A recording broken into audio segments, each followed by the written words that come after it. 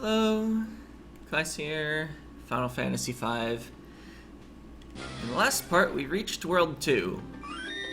And then, did the start of the World 2 stuff.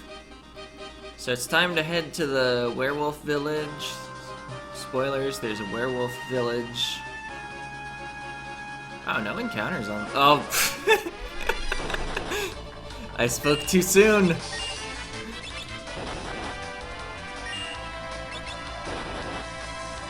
That was still a long distance without an encounter, though. Or so it felt.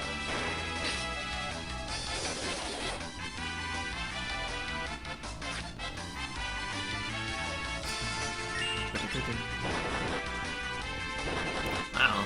Monster's really not liking Bart's today. Just so far.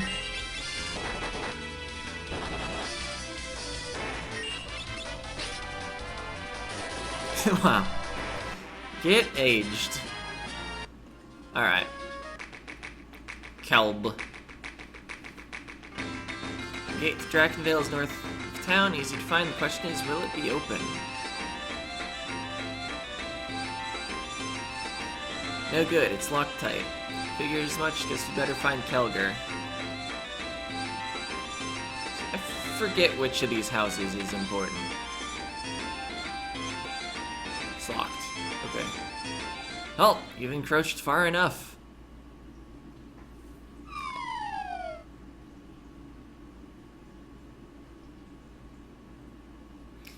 Well, if it's a fight you want, then... Bartz, calm down, they're our allies. If our allies are pointing blades at us, certainly don't want to meet our enemies. Oh wait, I've just been mashing through text. This isn't the plot playthrough. Galef, Kelger, it's been a while. He fought with the Dawn Warriors. Yes, he fought against Exdeath. Who are the younglings? Folks from the world where we sealed Exdeath. Wait. You're the ones who destroyed the crystals and you led them here? You've got it all wrong. Stand down. Okay, Bartz, prepare yourself. And Bartz is like, I've got to do this myself.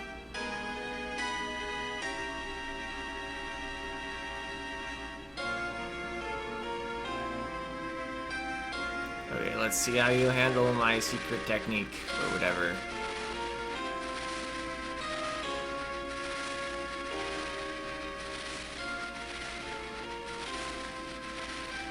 Bartz is like, I handle it this well. Got him. Bartz, I told you not to hurt him.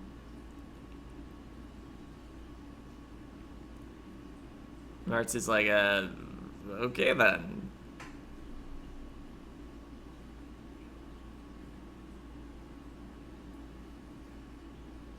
Sorry about that. Always overdoing it. Act your age. You foiled my technique. Oh, it's just a trick I learned from my dad. Oh, it was Dorgan. What were you making those faces for? Well, it turns out Bartz's dad was a Dawn Warrior.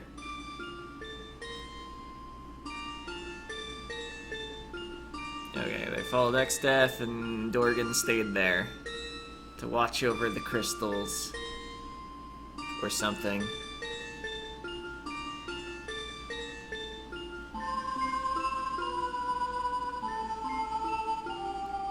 Okay, gotta seal him here. No other choices.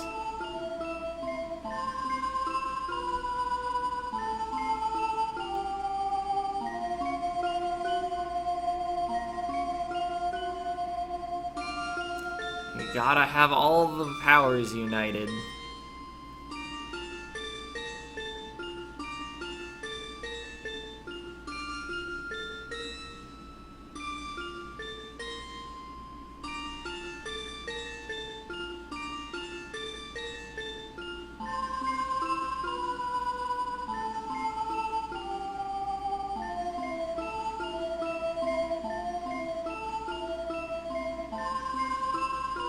Alright, sealed.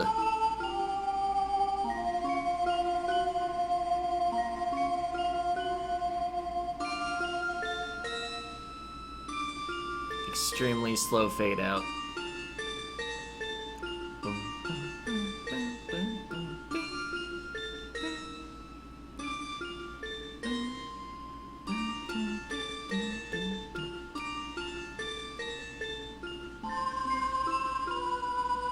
I wonder where the meteor is that they're currently talking in. Because all the meteors that I remember are from recent trips, not from trips 30 years ago.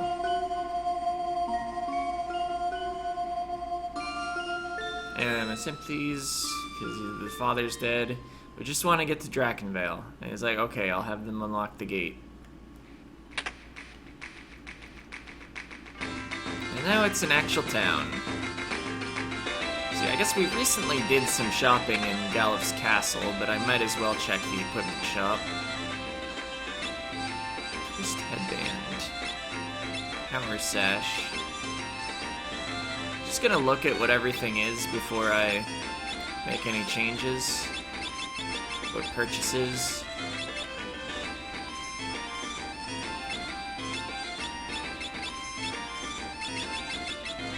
Alright, definitely don't want anything from that shop.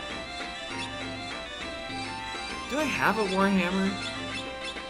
I was reminded last week by TurboTales98 that I'm not gonna want the Death Sickle on the mountain. Okay, how's the Warhammer? It's better than the Ogre Killer. Yeah, I think I can afford this and all the armor I wanted, which was just monk equipment.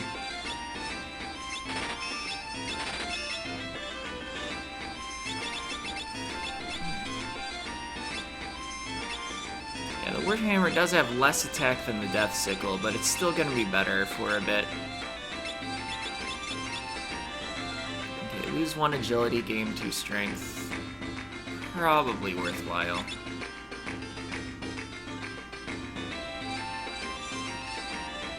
Alright. Just wanted to be aware of the trade-offs I was making.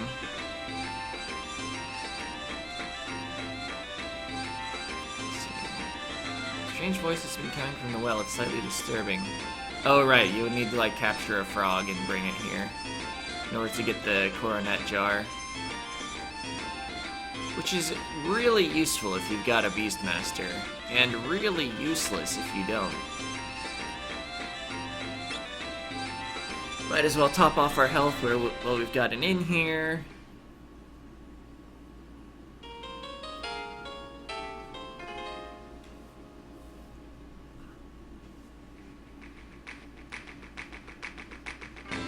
And then head to the mountain.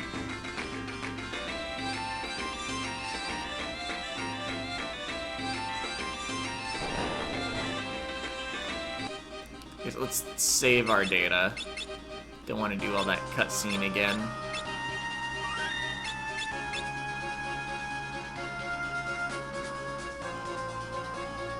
If something does, by any chance, go wrong here.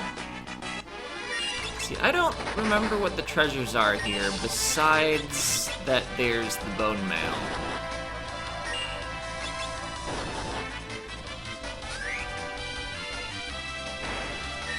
Nice. That kick was definitely correct if it actually got a kill.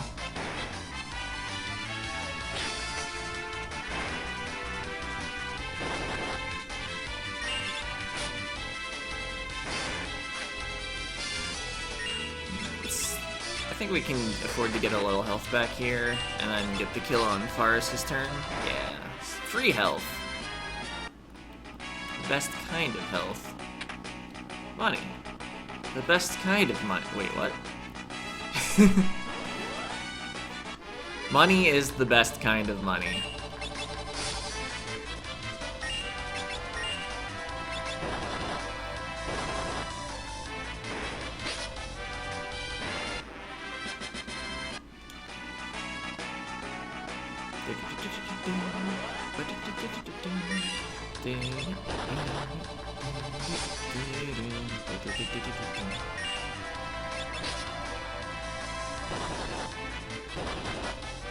It's too bad with the random encounters, you never actually hear the mountain music for too long in a row.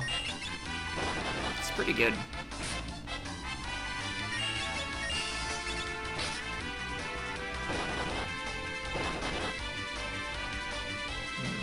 How much health do zombie dragons have?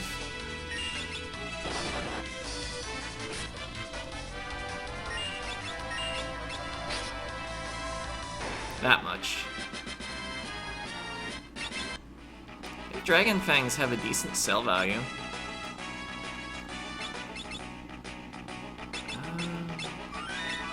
Yeah, I definitely don't want to try to completely top off all the time. Oh boy. Which way to go?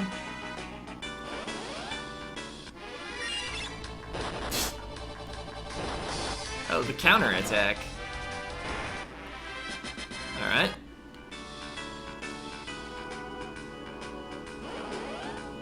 I know we, like, definitely pass right by the bone mail, so I'm not concerned about missing that.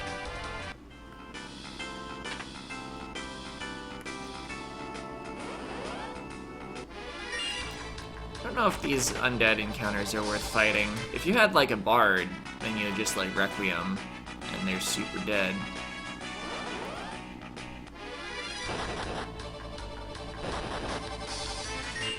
But, they seem pretty tough for not having any specific trick. Okay, let's maybe not fight Poison Eagles either.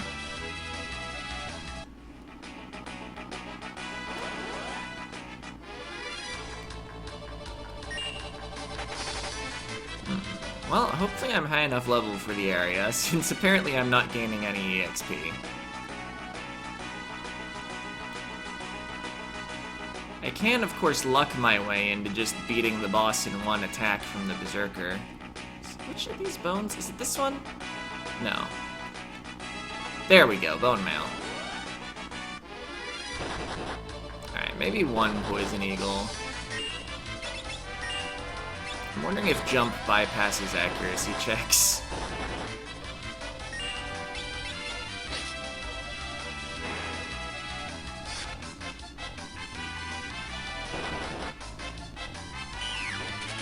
Well, got him. Of course, that's not conclusive. That's one sample.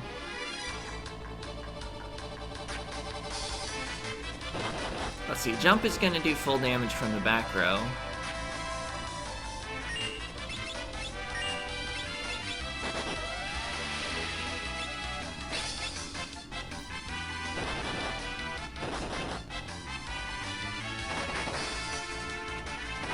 I guess assuming it does in fact hit. Okay, the Poison Eagle inflicted poison, what a surprise. Let's see, is this the room with the save point though? No, okay. Got 6 antidotes, maybe I don't want to fight Poison Eagles. There's like a hole in here, isn't there?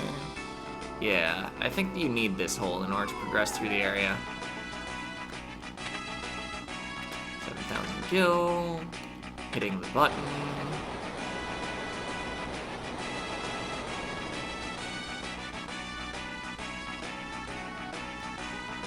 And this just leads out this.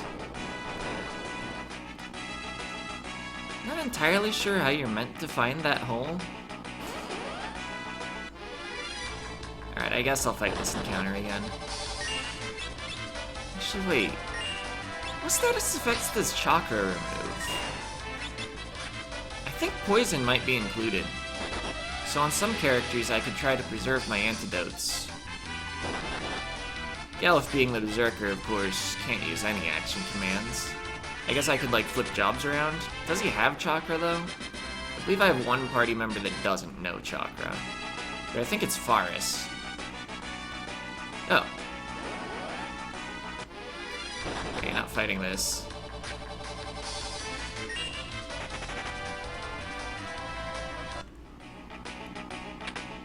Obtained Wind Slash, obtained Hypno Crown. You're not the knight. Okay, Wind Slash is not a sword, though. I think it's a katana, actually. Because I can just attempt to use it. Okay, known as Kamaitachi. Only samurai. It's not even a ninja katana. Oh wait, I had someone that needed health. Yeah. It would overheal Faris.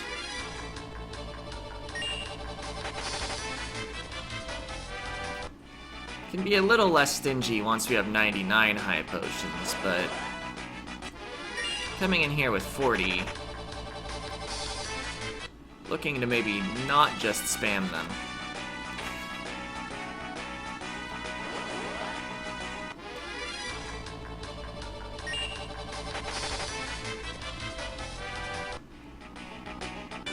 Alright, save point.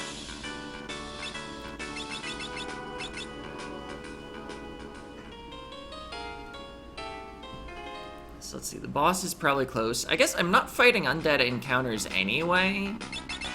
So actually oh wait. Never hit optimize. Actually, I want bone mail on.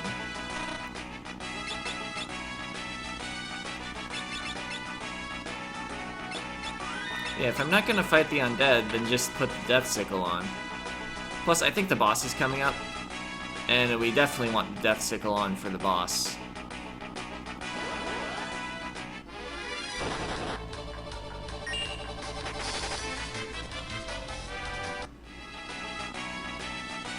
Look, dragon grass.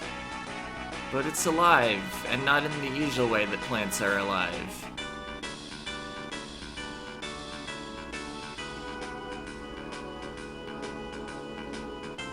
What was that? Grass isn't supposed to attack people. It's a beast. Is this why all the dragons are extinct? And despite having a pincer attack out of battle,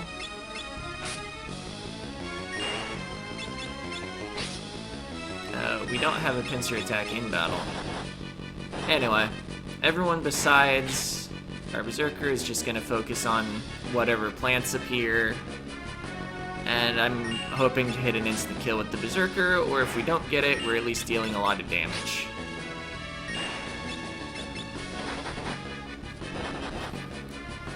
If things go poorly, the strategy may need a little more refinement, just because, like, if I knew which flower did which status effect, I could prioritize them better.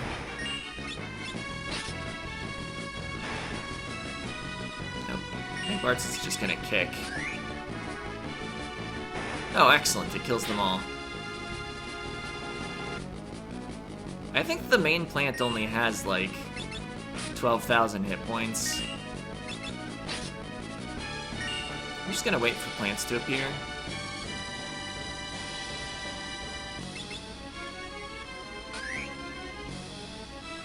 Got him.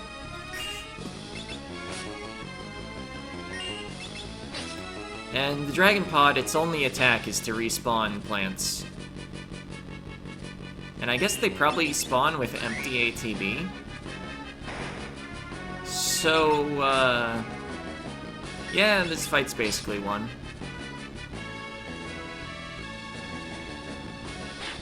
Oh. Missed some damage. Gonna go slightly slower than if things went perfectly.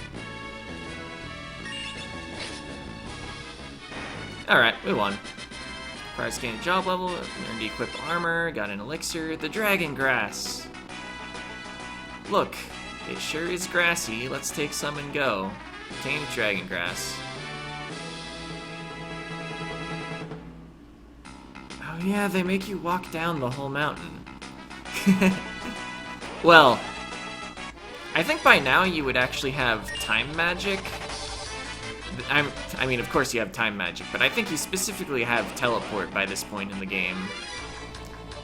So, in a casual playthrough, I think you could just make someone a time mage and warp out.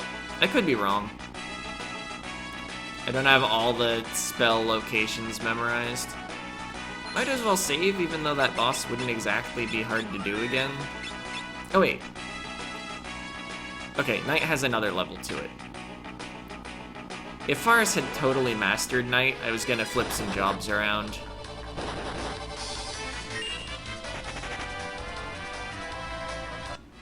Let's see, I do still have the bone mail on. I'm not healing in battle anyway. Time to forget and make a mistake deep in Exdeath's castle. Wait, where am I going? The wrong way, that's where I'm going.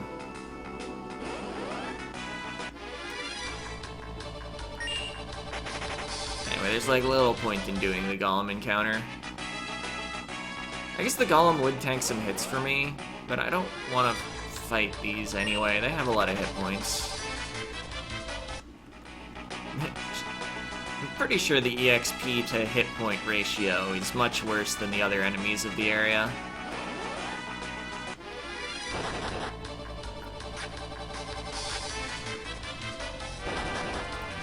Do I even want to fight these? I guess. I'm already on my way down the mountain.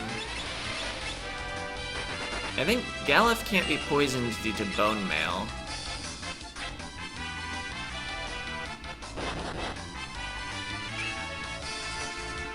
Okay.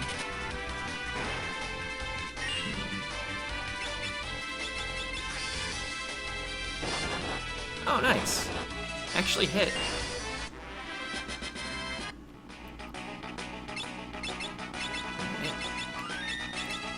Curing poison so my bit rate doesn't get destroyed.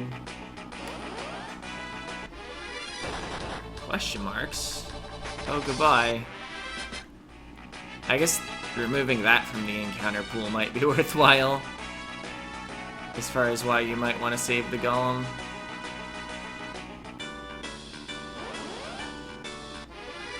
Ah, yeah, we'll fight this out. Can even get some free hit points.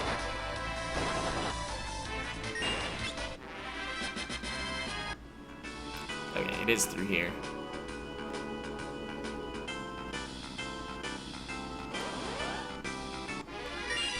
I wonder how many other dungeons you really want to know both forward and backward. I feel like a lot of them give you some sort of warp out.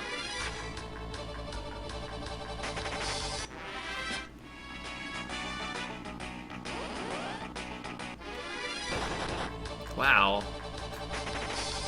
Golem are really angry about me not ever rescuing it.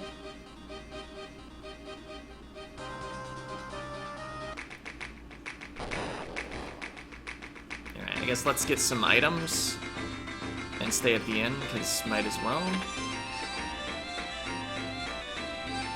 Okay, but yeah, let's sell off this Dragon Fang for 2,500.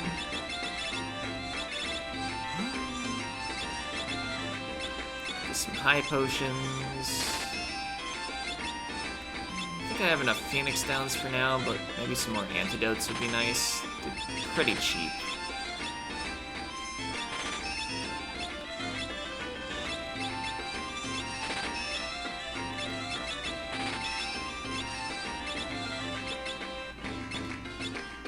Alright. I'm arbitrarily declaring that to be a good amount of high potions.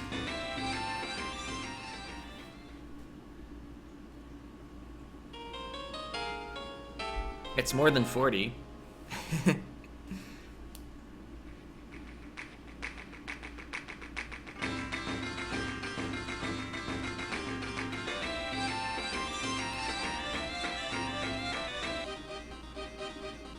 Alright. Everybody loves having their game safe. First being.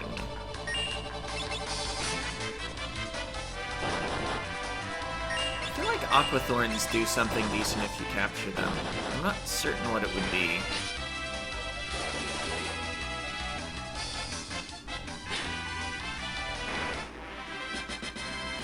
Alright. I just bought some of those. Alright, now I know we come back here. I think Galef has a strategy for getting in. We're back, now open the gate. Nice try, Monster. You're gonna have to work harder to pull one over on the soldiers of Baal. Aw, man. Guess it's time for Plan B.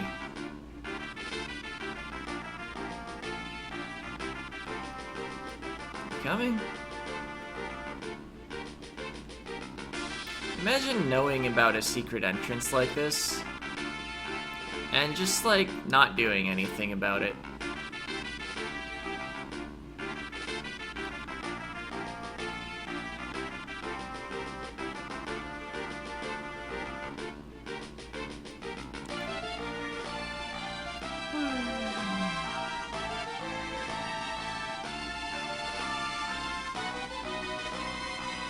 Alright.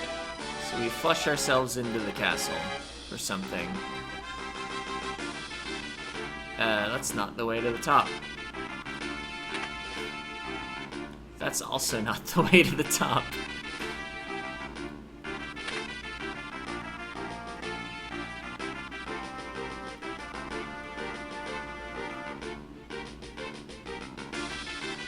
Yep, I've been stopped by a cutscene. Okay, Leo Kryl complained of head pain and then suddenly collapsed. She's resting over here.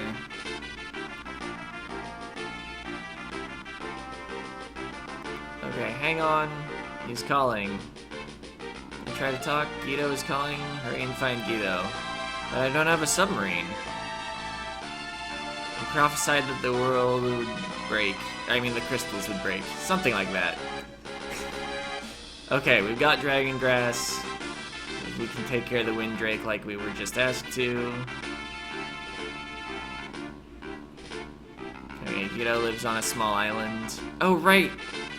He's not underwater yet.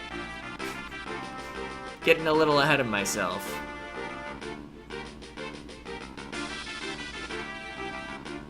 Lena steps out, and for the third time in the game, gets poisoned in a cutscene.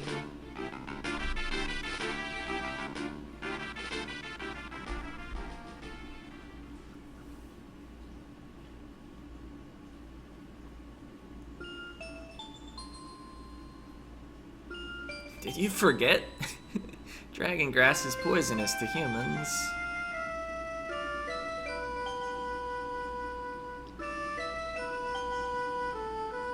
It's fine, we've got 27 antidotes.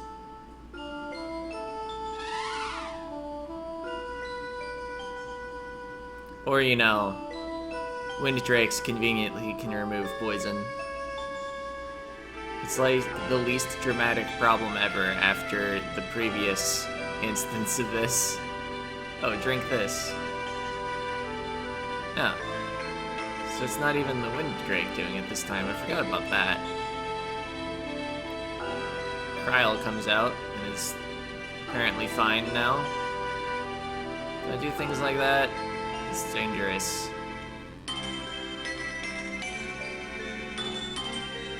Sure you should be up and about? Oh, she's okay. Allegedly. Oh, no, she's dead. Nope, she's not dead. Everyone is going overboard. Okay, you stay here and get some rest. And Lena's like, thanks for helping me not die. And Kryl's like, you saved the Windrake. Alright. So yeah, Kryl's gonna rest and we're gonna borrow the Windrake. To Sage Guido, let's go. We're off.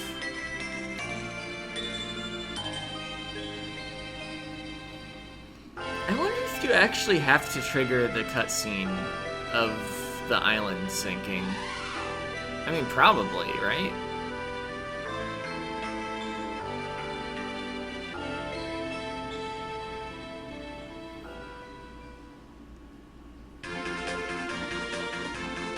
Do I even have a way to get out of this mountainous area without passing by the trigger?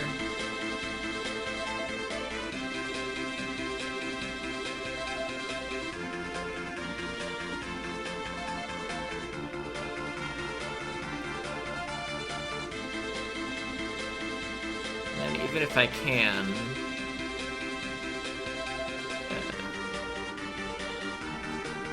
So where are Zazat's boats? They might not be here yet.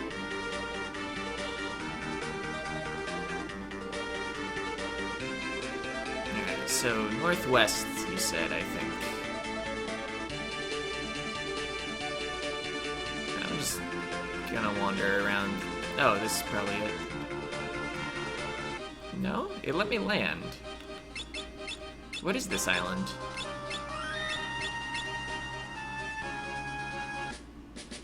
Oh, it's cutscening. Okay. So this is it? Yep. Let's find him. Wait. Okay. For some reason, I thought the island sunk right when you were about to land on it. The island's breaking apart. We've got to get back to the Windrake. Hurry.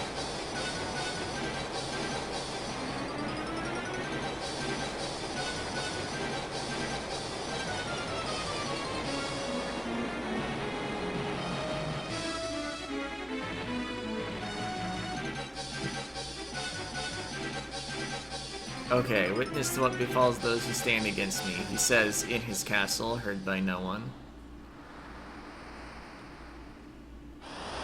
Or at least, like, probably. Alright, but we're fine.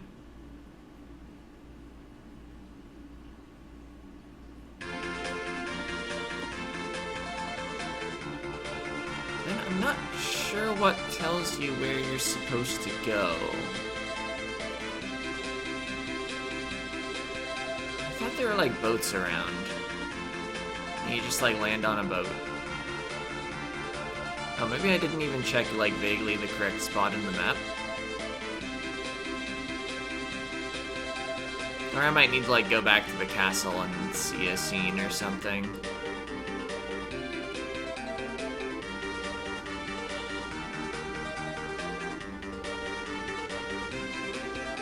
Just exploring the... Oh, wait, here are the boats. I found them. I was gonna say, exploring the world with the Windrake probably wouldn't be a terrible idea. What would I want, though? I don't think I can get to anything actually important. Like, if I was a bard, I think there would be, like, a song to go grab in a castle somewhere. Well, let's just start the next part of the game. That Windrake. Hold your fire there, friends.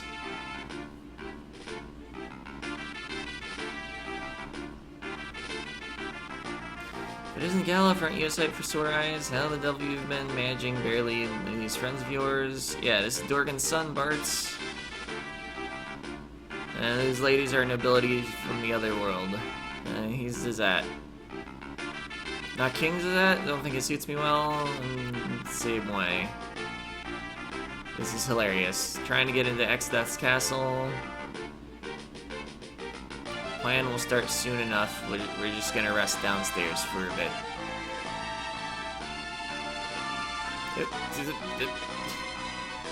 I feel like this is more to teach you that there's somewhere you can rest here, since you have to do a few encounters on the boat. Spoilers. The boat gets attacked.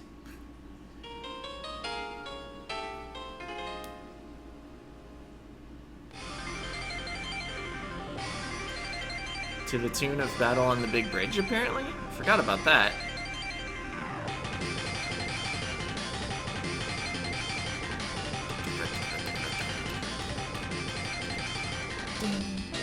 I was early.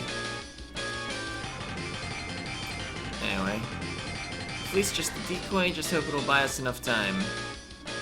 So that, what's going on? Exdeath's gotten the jump on us somehow. But with a different word order.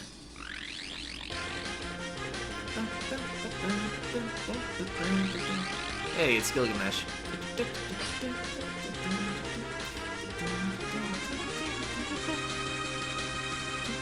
Surrounded. Okay, leave this trash to me. Don't blow it this time. I think that's my line. Rah. So they do some fighting over there. We've apparently been switched to have Galuf at the lead of the party. Oh, only until I pause the game, in which case it actually refreshes the order of my stuff. I don't think I actually have to fight anybody other than Gilgamesh, come to think of it. This was perhaps an optional encounter. But, you know, we skipped so much on the mountain. Might as well pick up a little extra XP, right? Oh, this is in the way, so I think we have to take on this too. But it's also a single gobbledygook.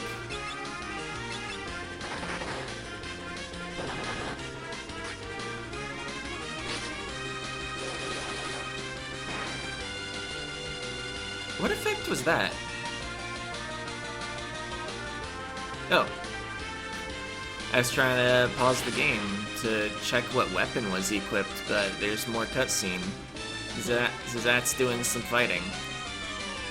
We have Galuf in the lead again until I pause the game. Okay, so that's the Sleep Blade. I thought it was the Ancient Sword. Alright, can this... We're about to fight Gilgamesh again. I've got the notepad open. Blind, Berserk, Mute, Slow are the useful ailments. I don't think I'm actually gonna go for any of that. Let's just do damage. Oh, but let's top off our health before starting. I don't know, it's pretty serious overhealing. Because, High Potion Forest, the other two are only missing like 50-ish hit points. Blue skies in the rolling sea. It stays like this that you get high on life, but you, sirs, are harshing my buzz.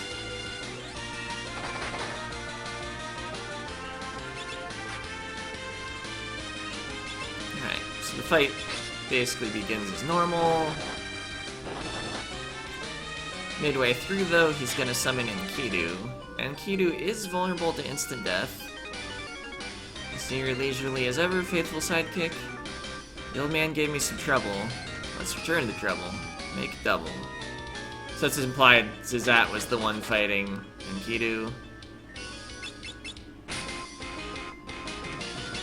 Or Enkidu was fighting Exdeath, or whatever. However you want the implication to run. Converse, the contrapositive, not the inverse. Actually, the contrapositive might be false too. We don't know that Exdeath didn't fight any monsters besides Enkidu. Ooh, that hurts a lot. There is a reason I saved. Right before getting on the boat. Okay, Galuf still has bone mail. So a few more wind slashes would knock him out. Or like 2 more. I don't know how much anything else is gonna hurt Galuf at all, though. But anyway, you keep aiming for Enkidu because he might White Wind again, and you want that to not happen. Wait. That works on... Huh.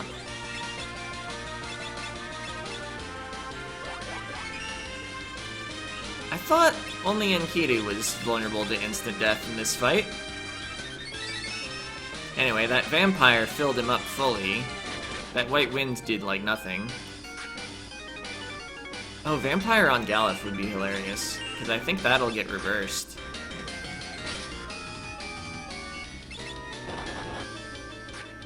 Anyway, we don't really have a way to get around Vampire besides just try and deal a lot of damage. Oh, it's Vampire again. Alright, Enkidu's full on health again.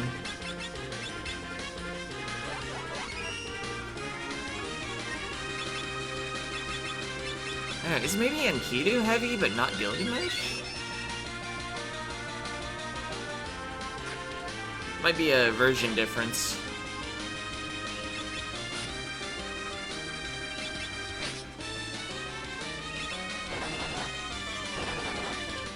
And we know from how much White Wind restored that Enkidu's got 4,000 max health.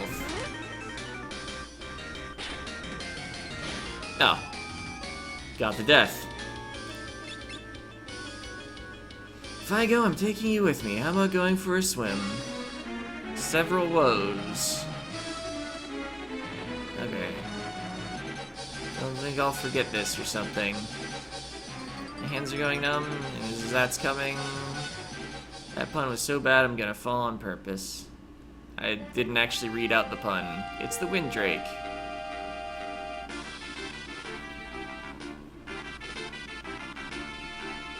Time to begin our assault more properly.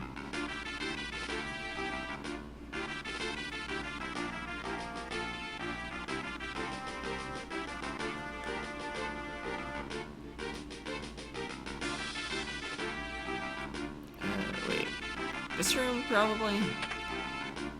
Yeah. Okay, if you're ready, grab the other side of this box. I'm ready. Like the way the box just like teleported over a tile after Galuf and Exdeath pulled it. It didn't slide smoothly. Probably because it's tiles and not a sprite. Okay, the fleet's decoy. The real plan is to get under the barrier tower by submarine.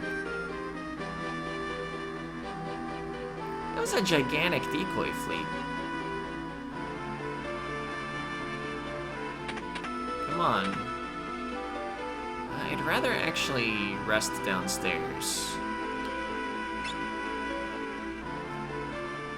Because I'm in no hurry to do this.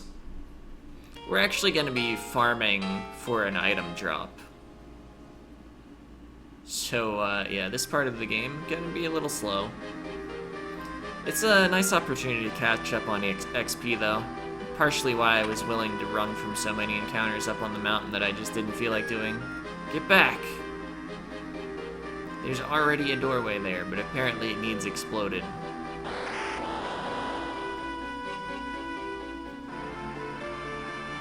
Come on. Okay, he's gonna explain the plan soon. Yeah, once we walk down a tile. There's the barrier tower. He'll take care of the downstairs. Once he cuts the power, we have to destroy the antenna. And we'll need this, whisper weed, so that we can coordinate our efforts. Okay, he's counting on us. Good luck. Is that an airplane reference?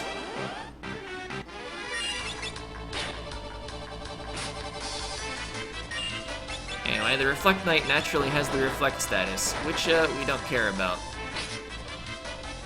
Oh wait, yes we do.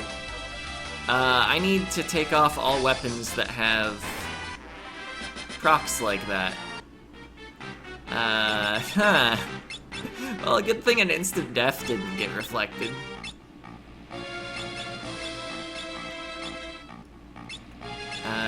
Dancing dagger, I guess?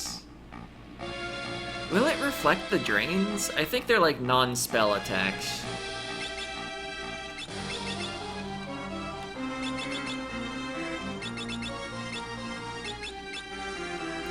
Okay, that doesn't lead anywhere. Save point right here. I don't know if there's a like better floor to fight Reflect Knights on, but we want to get one Reflect Ring. I don't think I need 4. That seems a little excessive.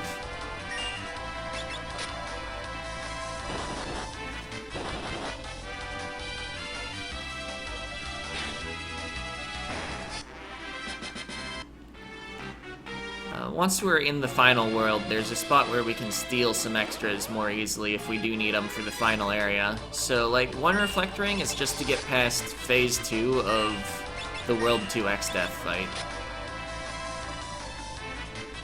There's no Reflect Knight here. Maybe I should just be running. I don't know, we're catching up on EXP.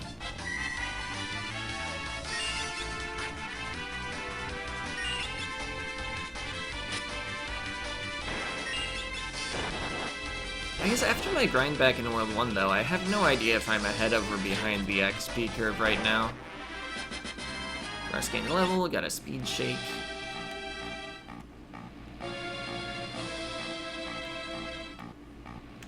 Keep fumbling my D-pad slightly. I'm only trying to run left and right. Yeah, if we ever need to rest up, we don't even have to use a tent. We can just run back to the ship. No, I'll fight a single Neon.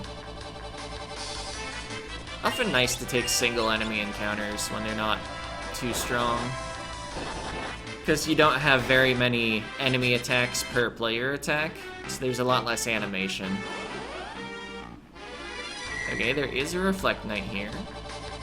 Oh no, Magnet! I've been moved to the front row.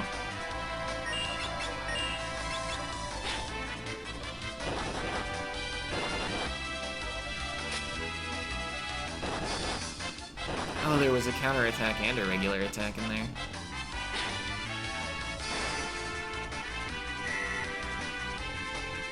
Does the Magnetite do anything other than cast Magnet?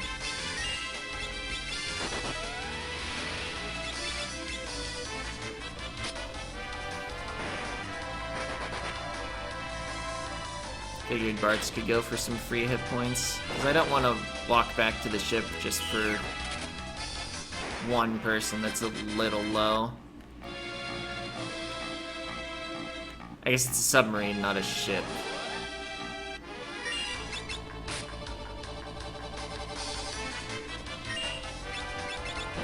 Thought that was gonna be Bartz's turn, so I hit down to do Chakra.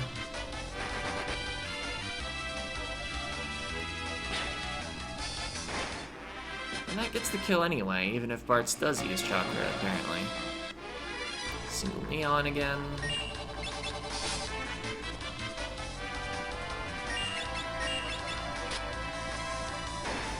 Got him.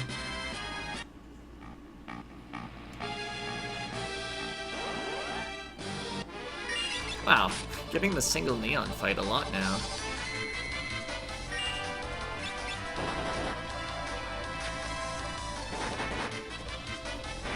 Okay. I do have plenty of eye drops, but I don't know. Might as well just run back. Yeah, I don't want to fight this out anyway.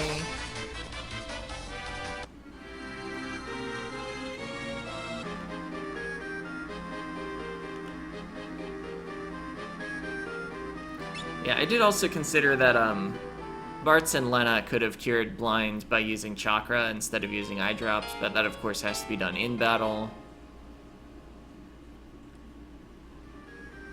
Would have taken a bit of time. And I would still be using an eye drop on Faris. I don't know how long I'm gonna be grinding, so... or rather, farming. So yeah, if it's convenient, I'm just gonna run back. Because I might as well do the farming right outside the sub. Oh. Why does Galuf seem to be immune? Or is it just RNG? Twice in a row, he's the only one that doesn't get blinded? So maybe I shouldn't fight out single neon encounters if they can make me come back and rest. I want more of those single Reflect Knight encounters. But anyway, I think the drop is a 1 in 16. So it's not terrible, but it's also pretty terrible. You know, just good enough that you feel like you should do it, just bad enough that it's pretty annoying to do it.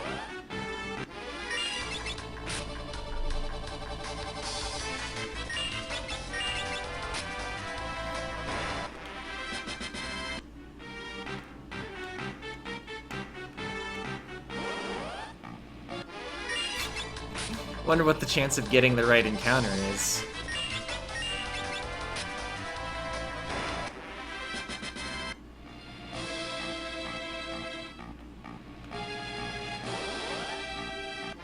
Okay, there's the correct enemy.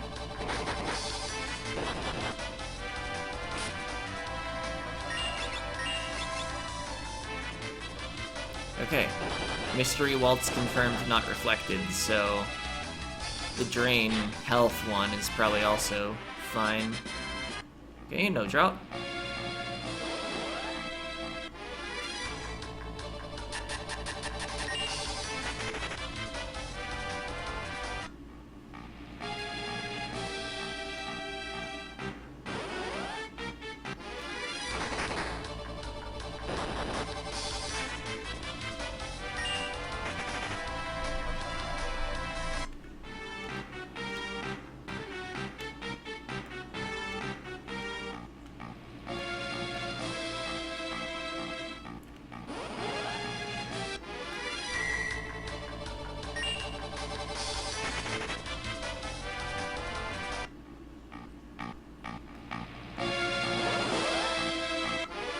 Okay.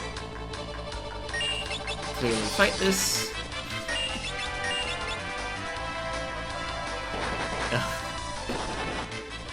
The confusion that I immediately break.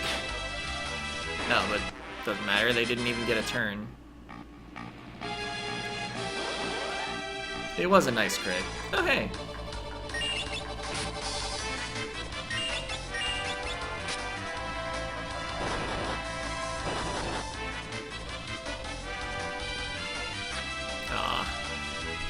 Hammers.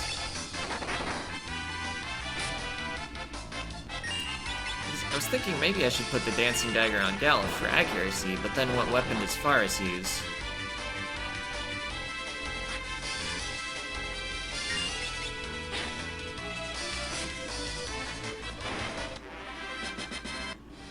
No drop.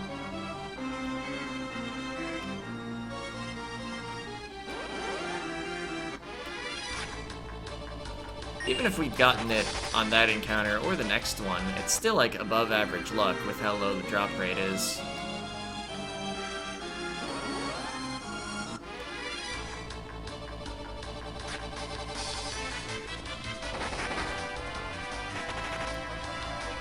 See, I don't know exactly how running away works. I feel like you need a full ATB somewhere? No, I think that's a different Final Fantasy.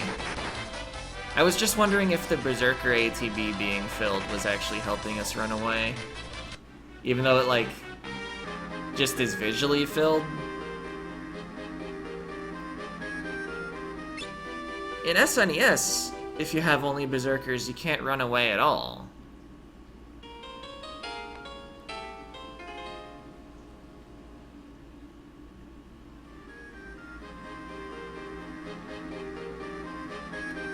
But I know that is not the case in GBA.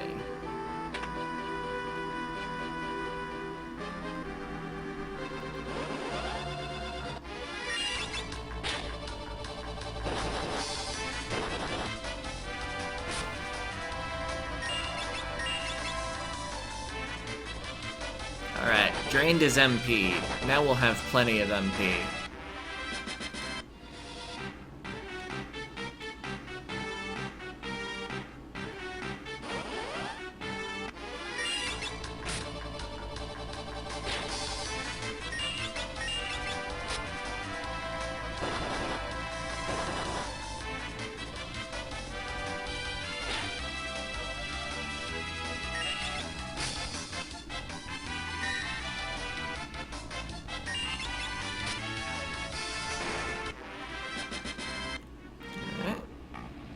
That was like our 8th kill or so on our Reflect Knight.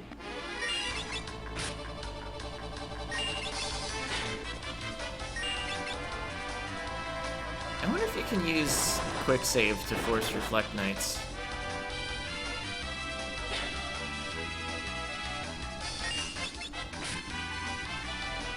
Like, I'm pretty sure like every room has like some encounter that gets forced if you quick save and reload in the GBA version. That's sort of my understanding of the glitch. I guess it's more RNG manipulation than a pure glitch.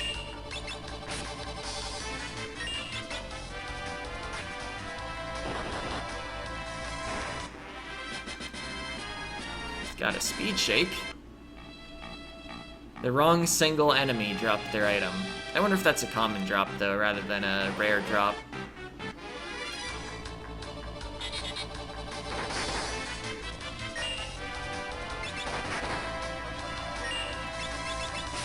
I do want to kick, which is why I keep hesitating each turn. Ooh, sword dance. Nice. Now I just want to hit the Traveler. Wrong target, Galuf, and you missed anyway. Oh, but they missed.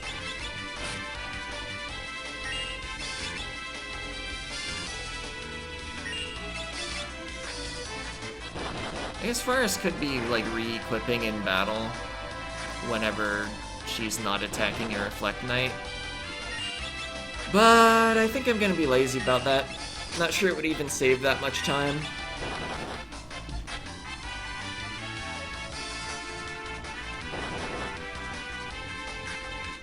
It might save turns, but is it gonna save time?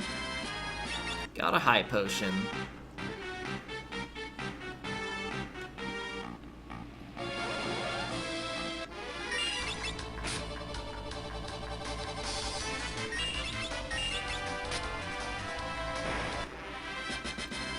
Oh, what was that? It wasn't a job level. Maybe someone that was still level 23 leveled to 24?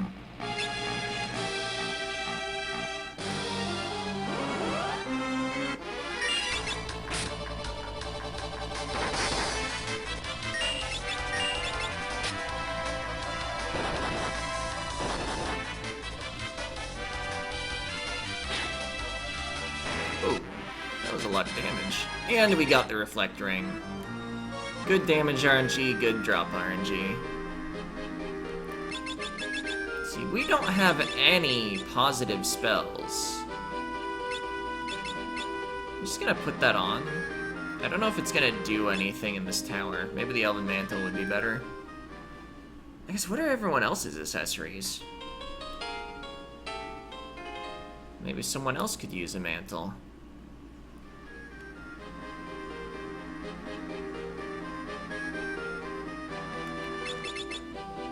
Flame Ring, Elven Mantle, Reflect Ring, Mithril Glove.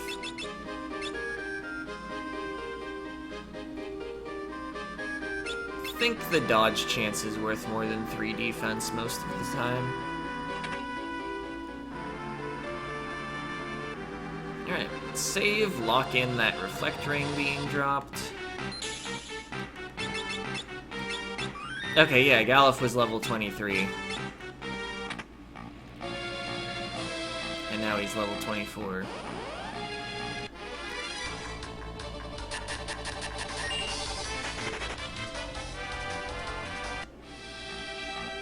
I think at least one of these is like a tough monster in a box. I'll still fight Reflect Knights when they're single encounters, just in case we do get another ring. It's a trap. Red Dragon, Preemptive Strike. I forget, are Red Dragons undead? Yes, they are. Well, hopefully Galuf's... Oh wait, no, I didn't re-equip the Death Sickle, because we still might fight dragons on the way up. But Faris... Yeah, that's not Faris' turn. Should not be using the Dancing Dagger. We're gonna prefer the Sleep Blade against red dragons. Galuf can't adapt mid-combat, so I think we need to just leave him on the whatever he's got right now. So he doesn't either doom a party member off of a Reflect, or full heal an undead enemy off of a not Reflect.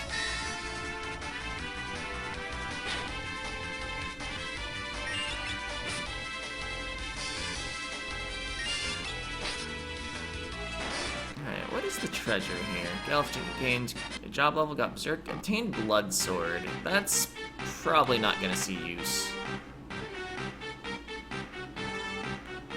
Okay. Had a little trouble realizing where I was. Yeah, actually, let's run.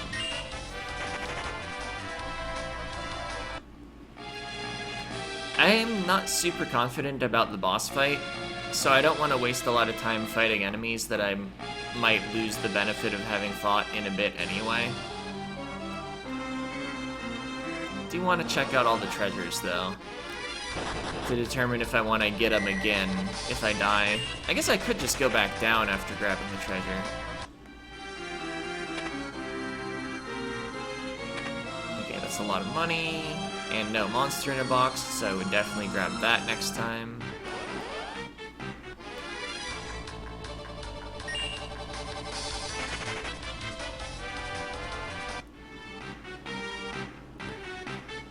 Oh, Galuf, do you read? Okay. That Whisperweed. Okay, I hear you loud and clear. I've made it to the generator. Over. Everything looks clear on this end. Over it. Zap. What was that? Don't worry about it. Just get to the roof as fast as you can. Over. Does that mean we're close? Should I top off and put on what I want to fight the boss with? Because I do, again, want the Death Sickle on for the boss, much like on the mountain. And I don't want Bone Mail on so I can revive him. The defense doesn't actually do anything, nor does the Reflect do anything. Everything else looks fine. Okay, but yeah, there's more floors. How close are we? I guess now we have to run if we see a Reflect Knight, but I was probably just gonna... Nah, I wasn't unconditionally gonna run, but now I am.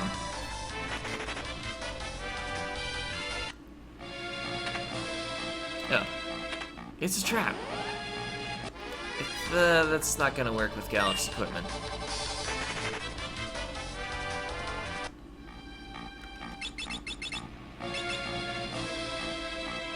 Yeah, in order to do the fewest equipment changes, he just gets the dancing dagger. I guess it's yellow dragons. Are they also undead? Also, I was gonna say, I guess the dancing dagger still has the risk of a drain going bad. But, with the Berserker's magic power, I'm not that worried about a drain going bad.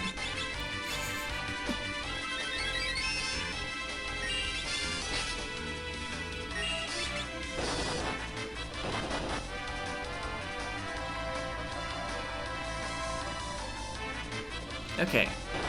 They actually are not undead. Oh.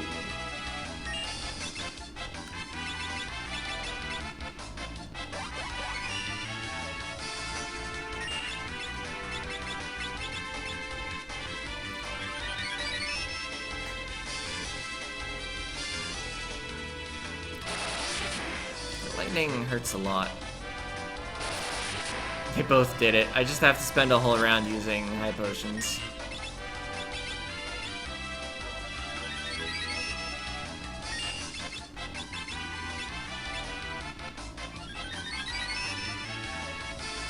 Unfortunately, that still leaves me more damage than when I started, because Galuf can't use a high potion. Oof. Well, at least we got a counterattack. I'm gonna run.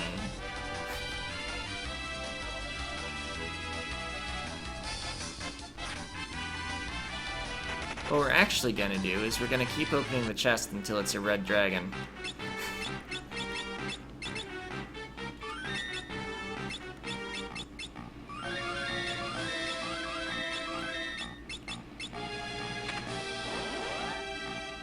Okay, got him. I think this will go much better than the double yellows.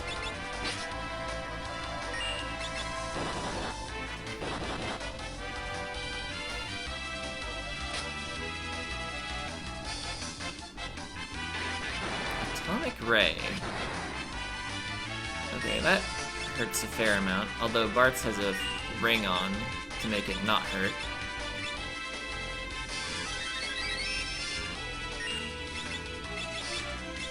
And we did heal the enemy some, but it was probably better than taking the damage on another person.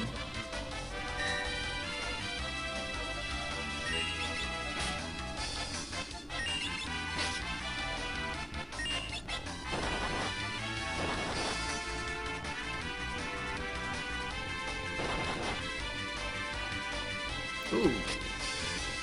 Nice sword dance. Level ups. Gold hairpin. That's useless. For this party. I don't know, can you gold hairpin the rune axe procs? Spend less MP on the rune axe?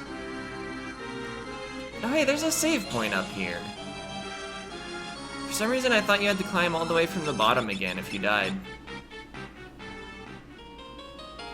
Alright, so maybe I should have fought more enemies, but maybe I don't need to.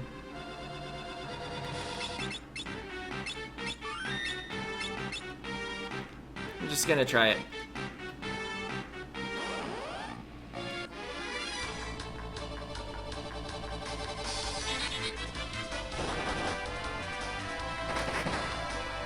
Almost funny getting a back attack that sends everyone to the wrong row and then immediately getting pulled to the correct row. But only on one character. Let's just double check all the equipment, make sure it like makes an amount of sense. Right. We want the death sickle on. At least I think we do. I want to try it like this before I try fishing for Swords Dance procs. Reach the antenna. Yeah, Sleep Blade actually might be a significant advantage since this boss is vulnerable to sleep. Of course, we don't have a way to deal magic damage And even if we did, the Berserker would keep waking him up anyway. I guess you could just leave the Berserker dead. In fact, this fight is largely about leaving characters dead for very controlled amounts of time.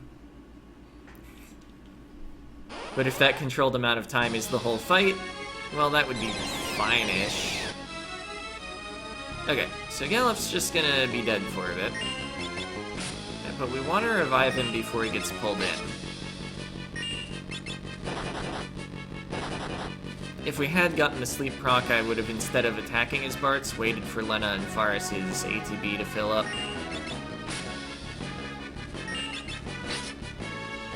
Like this. Now we can just wait for our turns.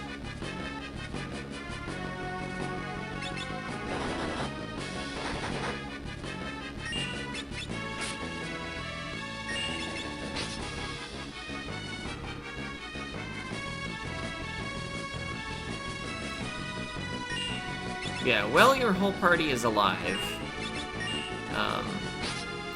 The boss just spams a massive amount of comets out. But as long as someone is dead, the boss barely does anything.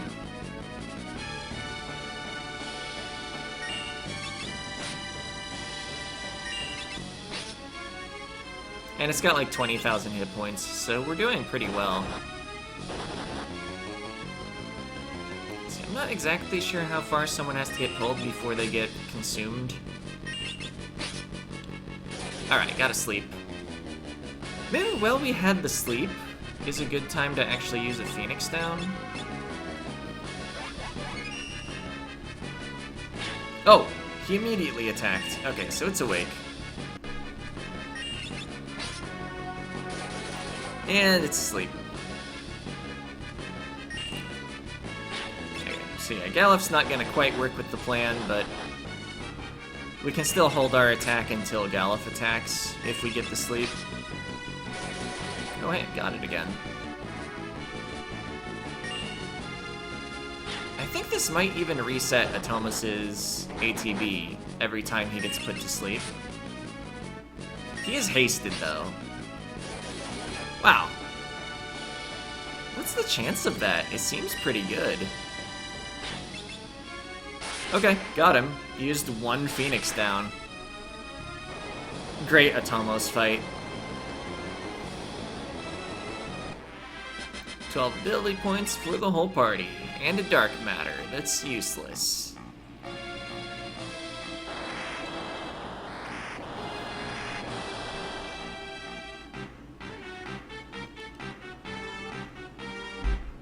Alright, so that, we did it. And he's like, good work, by the way, part of my plan involved me dying.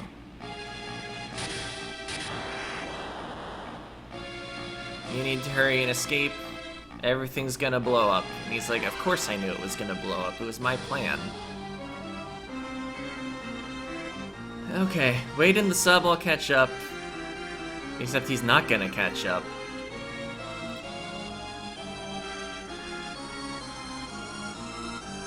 So, Galuf just gets knocked out by Barts.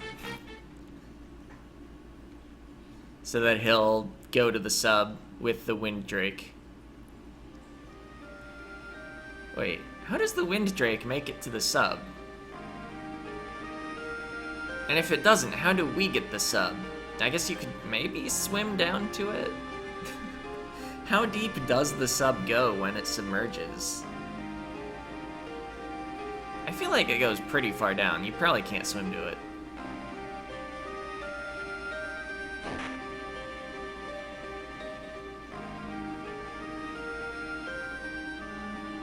I guess that doorway that wasn't a doorway, right on the first floor you start on after you get out of the sub, that's probably an exterior exit.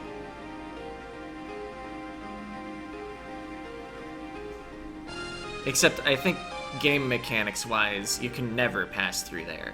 But like, you probably fly the Wind Drake to the bottom of the tower, then go in that door, and then you walk to the top right of the room where they blew through the wall. Except the tower explodes. Not just the antenna and the engine room. Engine room? Generator room? Whatever was at the bottom that Zizat went to.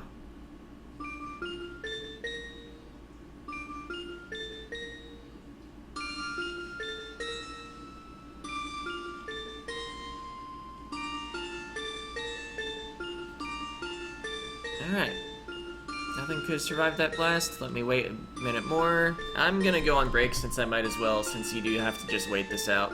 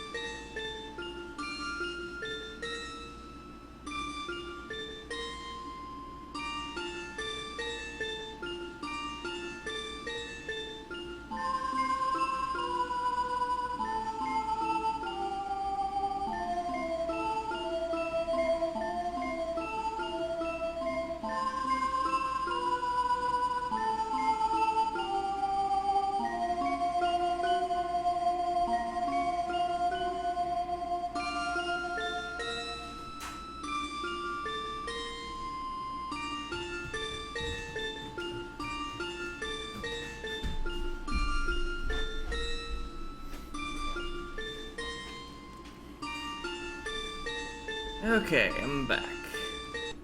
For anyone on YouTube that watched through the break, I don't have any live viewers, but the big woe was because I tripped on the cable of a fan. I'm fine. Except my arm did hit something. It hurts a bit. But anyway, using the submarine to get to Guido's cave is going to be easier than swimming. And Galef's alright, he just needs some rest. And then we cut to Galef in an empty room. Well, an otherwise empty room.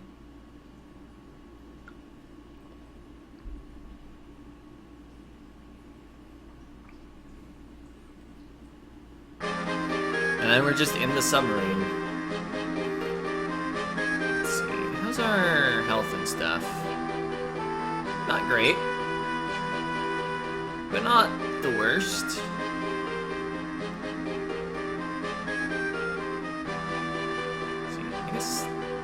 Surface. Okay. I think I'm gonna be more capable of finding at least where to start looking for the cave. Because I have a map, don't I? R. Okay. Only took me 3 tries to find the correct button. Oh, it's gotta be the plus sign there, isn't it?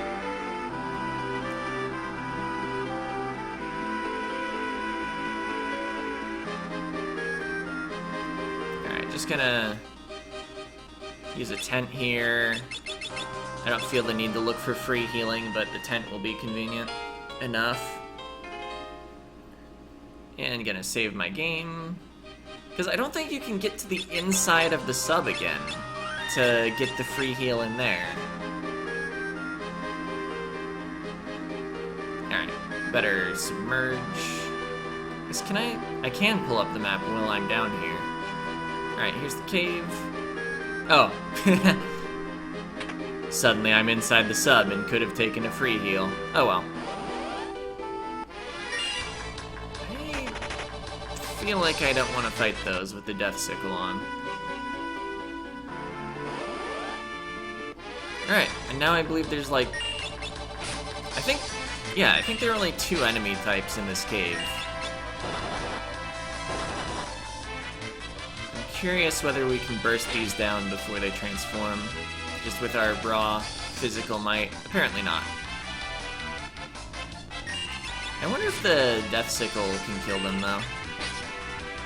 I guess, do I care if I can kill them though? I don't have anyone that can break light stabs. 3 ability points, no EXP. Yeah, we won't be fighting those. It's empty. Wait, this one's got a big stone inside. Cripes, this is heavy. I forget which you need to do. I'm just gonna go around clockwise, maybe?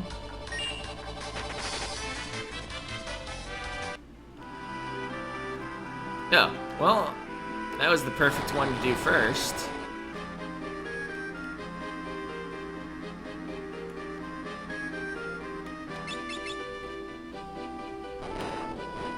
Yep.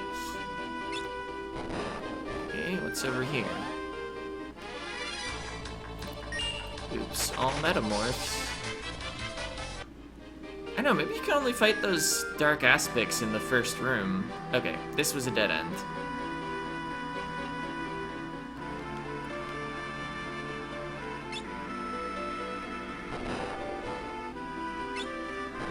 Okay, we saw what was through that door from the first door I went through.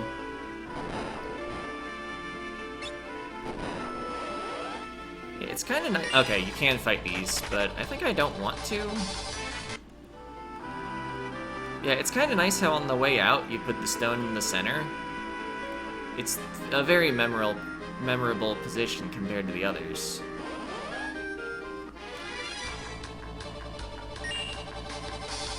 I think this area isn't too long, but it does in fact only have 2 enemy types. I guess the metamorphs can change into various things, so there's sort of more enemy types. Makes it a little more interesting than if it was literally true that there's 2 enemy types.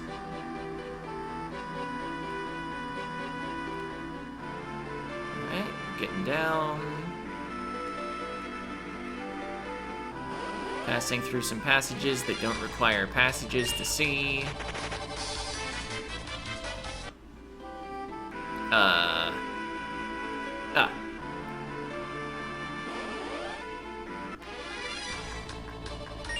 And you know, we're not fighting metamorphs.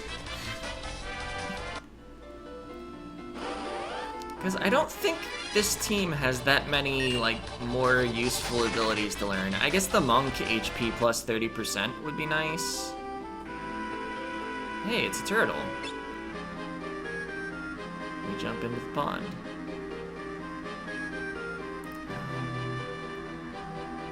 Yeah, I think Dragoon doesn't really have anything to offer.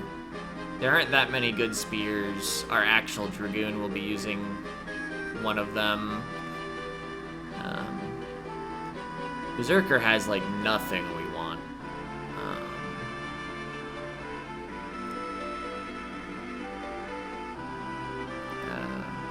What else exists in the party?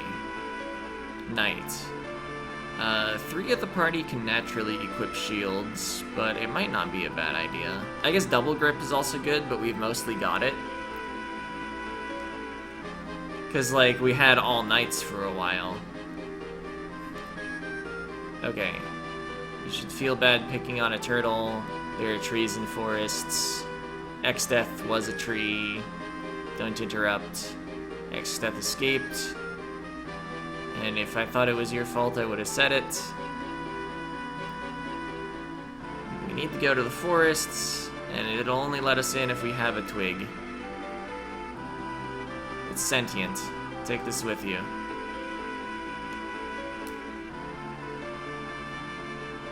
Oh, actually, isn't there a shortcut out?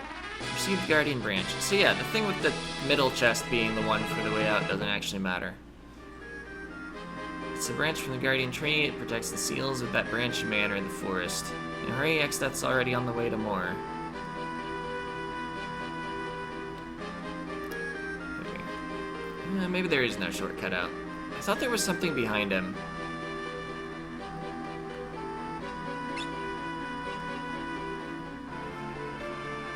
And that, like, if you talk to him, he'd be like, hey, this is where the exit is.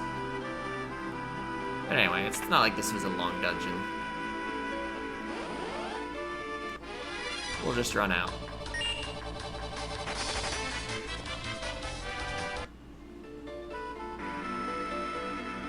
I guess I am not making a lot of money lately. I know, I fought a lot of encounters in the barrier tower. How much money do I have? Oh, yeah, I have money. Okay. Because we're coming up on going to another town.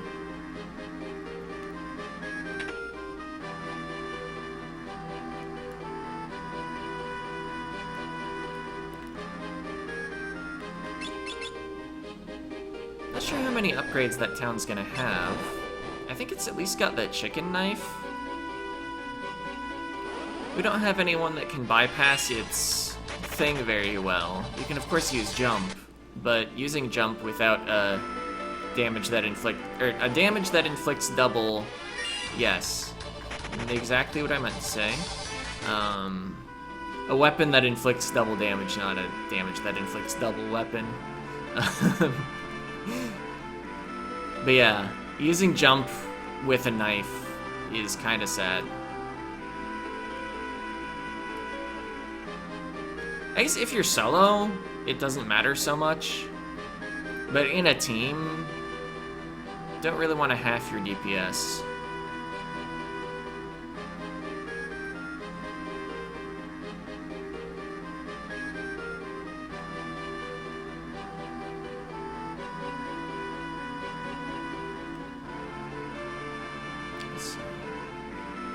Oh, wait, I think I'm trying to go around the wrong continent.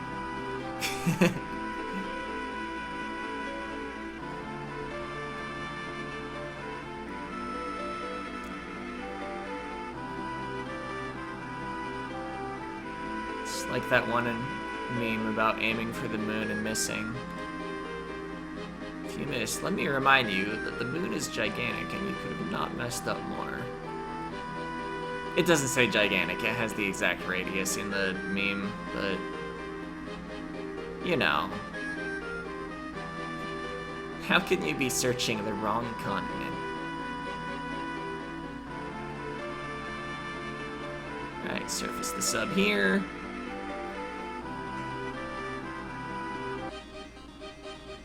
And there's a town, the town of Moore. What armor do you offer? Diamond shields. We have only one person actually using a shield though, because 2 people are using double grip. Helmet's resistant to lightning sound fun. I guess we don't have that much armor actually. Alright, so armor? Money. Okay, but we got headgear for everyone. Oh, the tiger mask probably isn't worth it? I don't know. I'm not sure how the... I don't know if I want to say rounding, but... the breakpoints on strength multipliers, I'm not exactly sure where they are. I could sell the gold hairpin. Maybe I want to hold on to it in case I actually feel like doing the science later, though. Never gonna use these green berets. Never gonna have a use for the Hypno Crown, right? It's only for the control ability on Beastmaster, not confusion from the Dancing Dagger. Goodbye! Only Chemist can use that. What's the Blood Sword worth? 8,000? I don't know, maybe I'll use it. Okay, so yeah, I'm getting the Aegis shield in the forest, so I don't want to buy a shield. Wait, that's the wrong thing. Need to hit down one more time.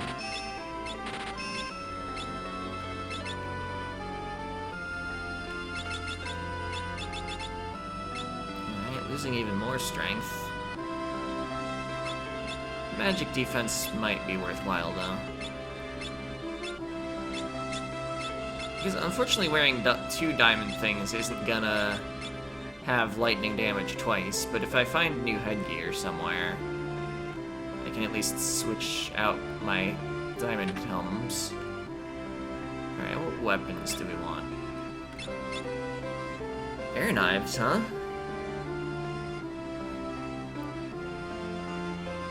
Let's see.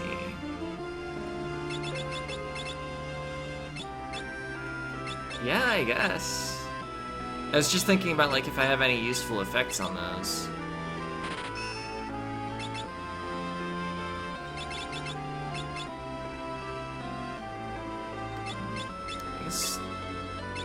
Yeah, you can't double grip an air knife, though. So maybe I didn't want to buy 3? I don't know, it gives me flexibility.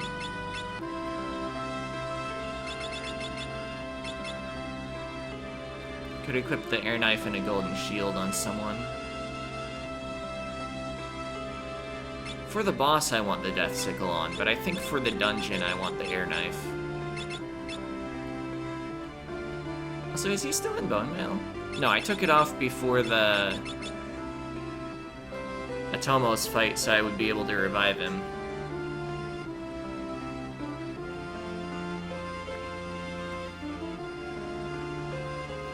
I think bone mail is going to be fine for the next area, though. So do I need to use the inn? No, I probably rested in the sub right after finishing up the area with the sage.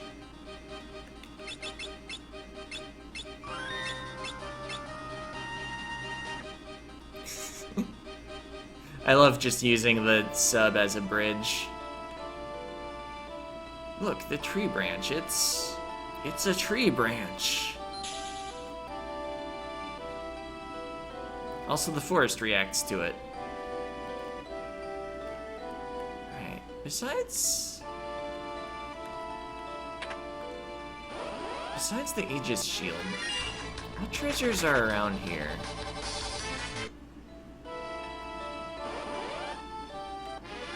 Also, wait, should I be fighting these? Probably.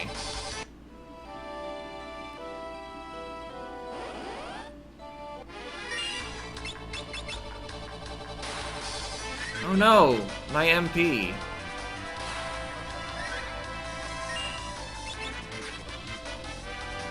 Okay, right, it's hard to hit those. Okay. Kick doesn't check... No, kick does check accuracy. Or does it? I feel like you can miss a kick. Alright, maybe I just got really unlucky with the first couple attacks. Okay, he's minied.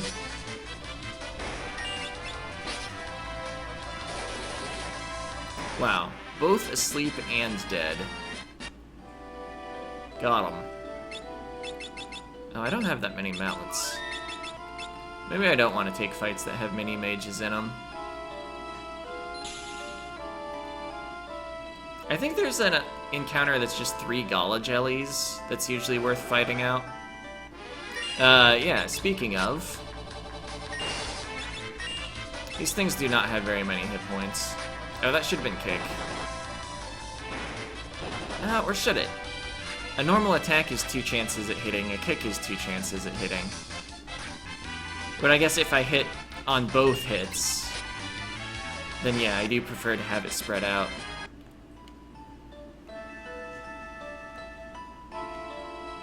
In the case you miss one of the 2, though, it doesn't matter which you pick.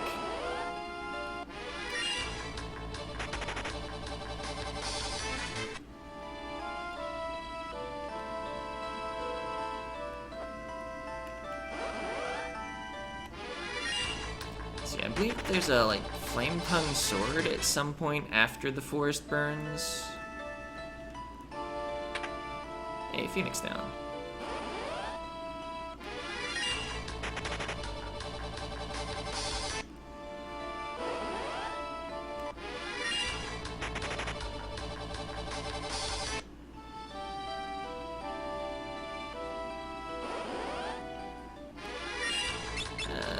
Maybe 2 imps are fine.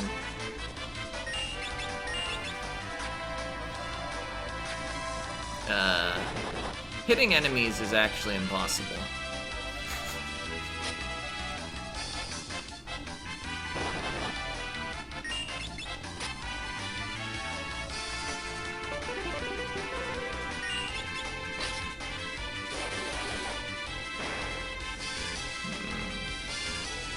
That confuses pretty bad.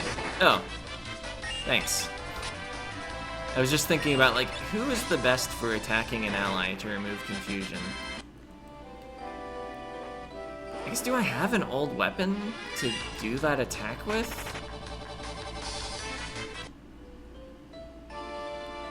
There's like a save point somewhere.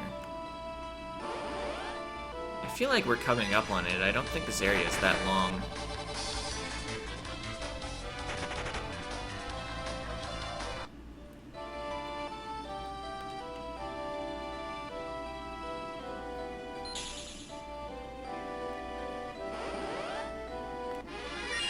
We'll fight out the 2 imp encounter again.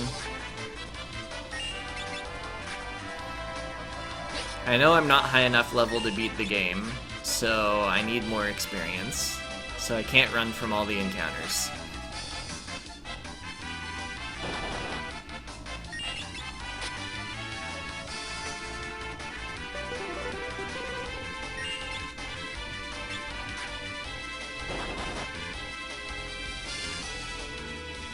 Alright, Lena, what can you equip that doesn't hurt very much?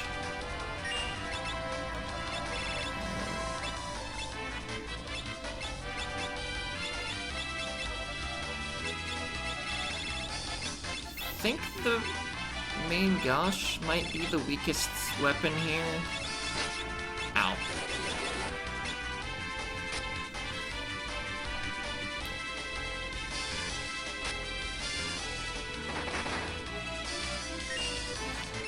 Yeah, I guess, fighting enemies that can confuse party members when you've got a fully physical party is pretty spooky. I'm gonna try to get to the save point with Bart's dead.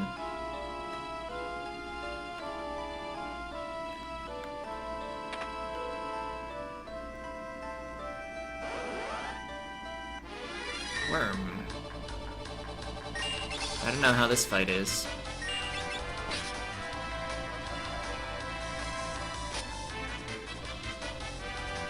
And yeah, I could change Lena back, but I'm lazy.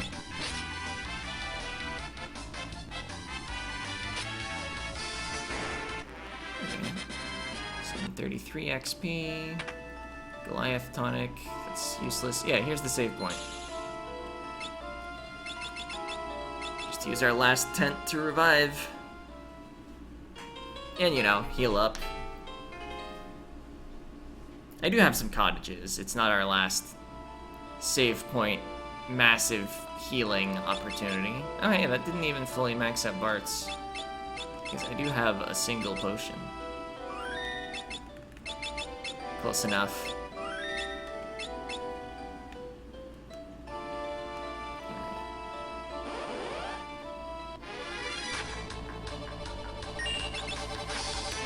See, I often don't like fighting encounters between the save point in the dungeon and the boss.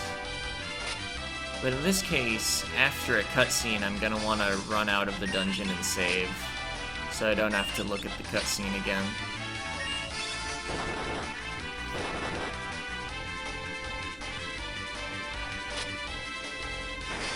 So we can take a few extra fights on our way.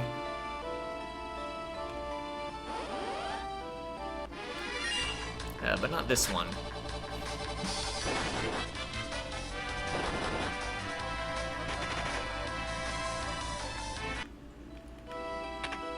Morning Star, okay. I thought there was a Morning Star somewhere. Quite an exciting time for solo white mages. Unless there's a Morning Star before this point, in which case, that doesn't matter.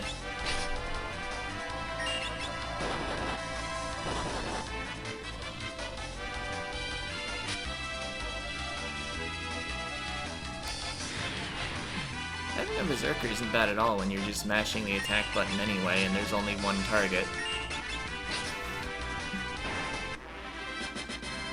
Okay, Galuf gained a level, got an elixir. Having Galuf as a Berserker is actually kind of funny, considering what's coming up. Wait, I'm backtracking. Where's the path?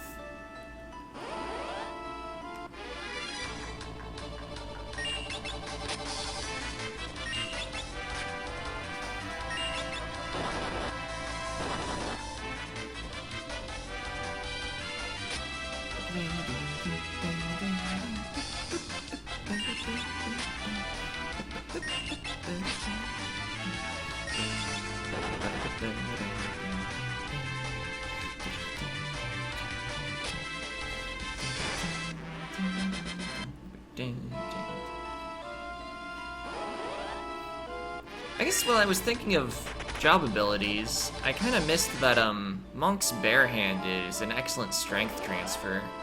Could actually raise the strength of some of the other classes. If I want to use a shield with a Berserker, it's going to be better than actually using two-handed.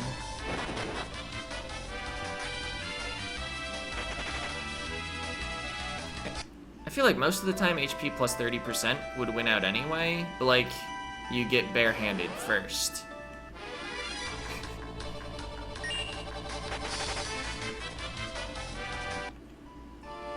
Okay, I think I found the path. Okay, we're cutscening. What the?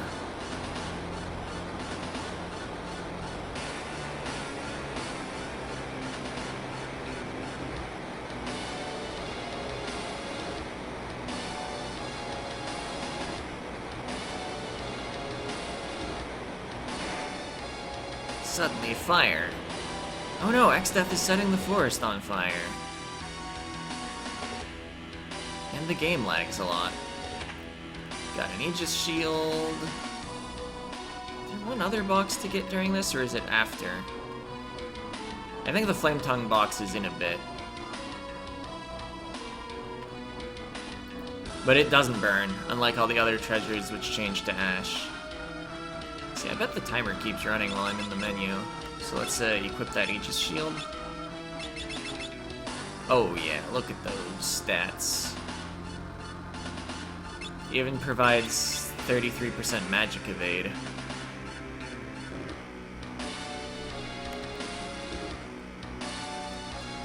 I'm holding right for the record, so I clearly don't have control right now.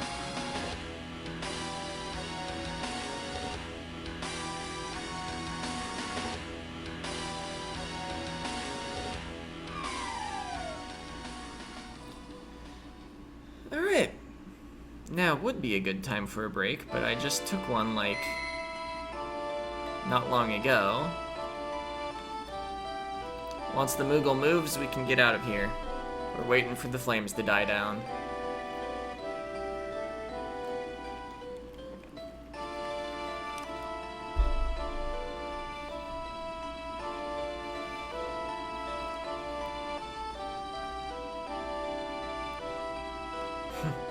His running in place animation speeds up if I'm walking into him.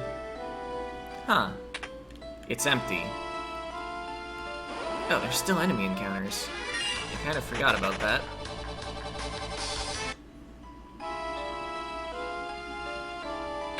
Contained ash. I don't think that chest is obtainable before the forest lights on fire.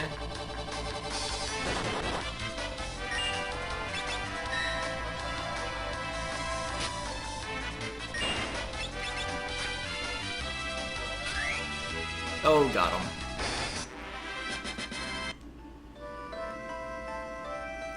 Alright. Now here's the Flame Tongue sword. How does that compare to the Sleep Blade? A lot more power. One of the enemies in the next fight, well, next boss fight, is gonna absorb it, but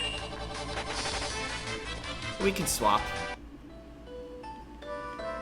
Yeah, there's actually a little passage out here, though, that lets you get out here and save. I think you can't actually backtrack to the save point, but there's one down there, effectively.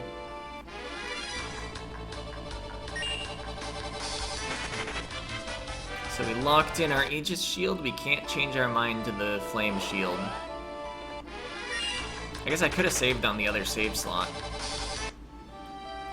Wow. I guess I'll fight out this.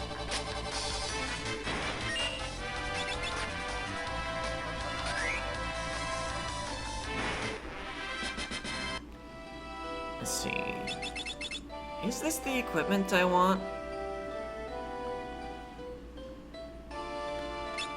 Maybe no bone mail. I might want to heal.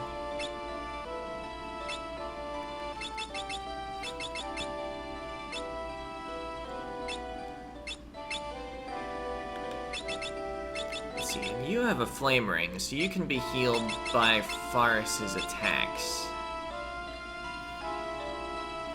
And it will be way better healing than anything else I could do. Kinda wish I had more flame rings now, but I don't. Oh wait, I do have one equipment change I need to make. I need the Death Sickle on. I wonder, is it too late to change? I guess if I lose, then I can change equipment. But I think I get to manually walk up this path into the tree. Yeah, okay. You change to Death Sickle, because the next boss is vulnerable to instant death. Not that that helped us against the plant, but we didn't exactly need help against the plant. What are those things? Must be whatever's sealed in here.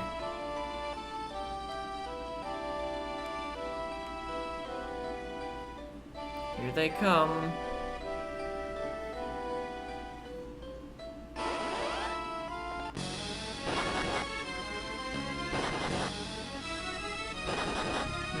I should have actually put Galuf on the back row, maybe?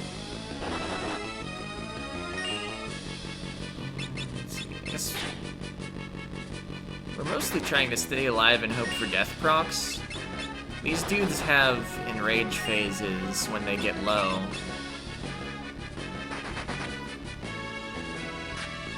I guess I could equip shields on people, but Faris is just going to be using the guard command anyway, and Lena has a shield already.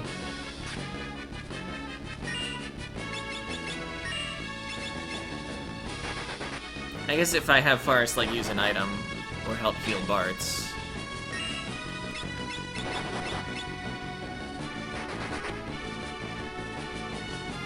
Yeah, basically if we see one of these crystals cast a spell at any point, then we need to hurry and kill it.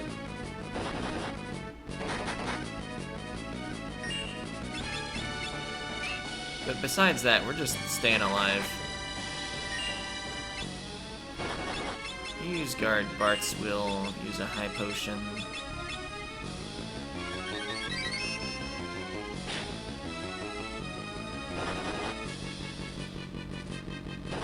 Yeah, any enrage I can skip is gonna be nice. Is basically the idea.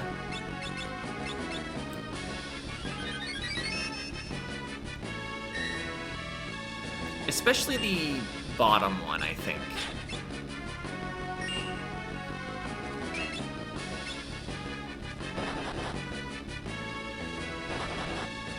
The one on the right is pretty nasty, too. Bottom one is Earthshaker, one on the right is Aqua Breath, one on the left is Arrow 3, one on the top is Furaga.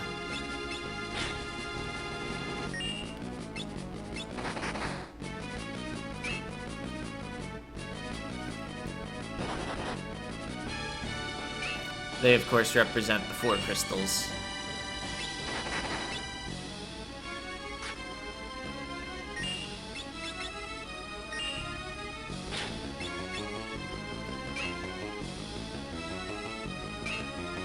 And of course they've got sort of corresponding elemental absorb and stuff. I can't attack the one on top with the flame tongue sword and have it do anything useful.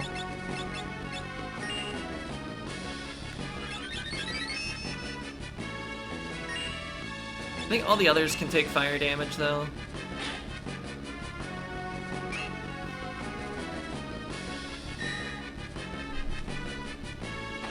Oh, I guess I did put a shield on Galuf at some point.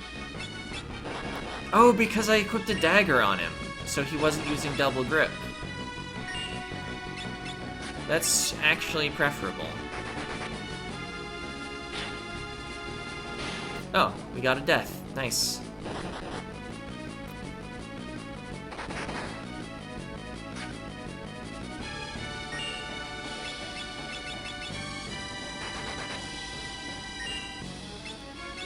Yeah, having a shield means double grip's not active, which means we have more chances at instant death before triggering an enrage. I guess I'm not tracking their hit points at all. Optimally, I should be, so that I can know when one's in an enrage phase before actually seeing the first big spell.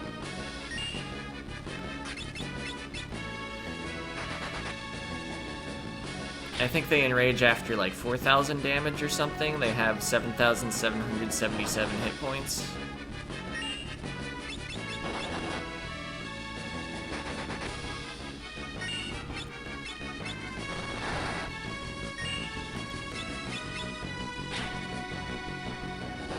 I think the bottom one's pretty close. Bart's hit it with a couple counters. Okay, it's still normally attacked. Oh, we should high potion Galuf.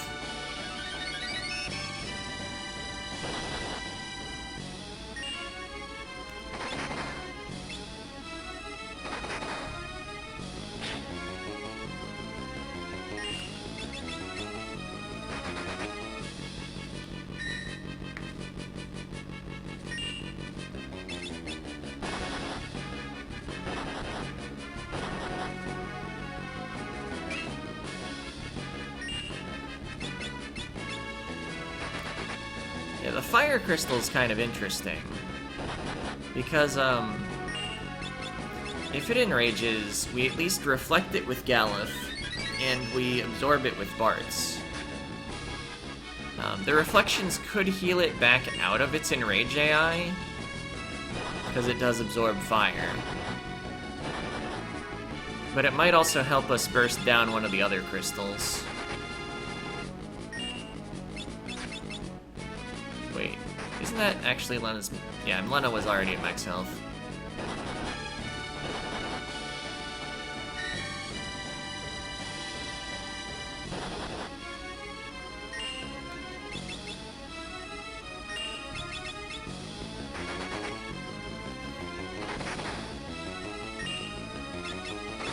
I wonder if on average the defend command would actually be better than Chakra with Bart's. Healing less than 100 is pretty unimpressive.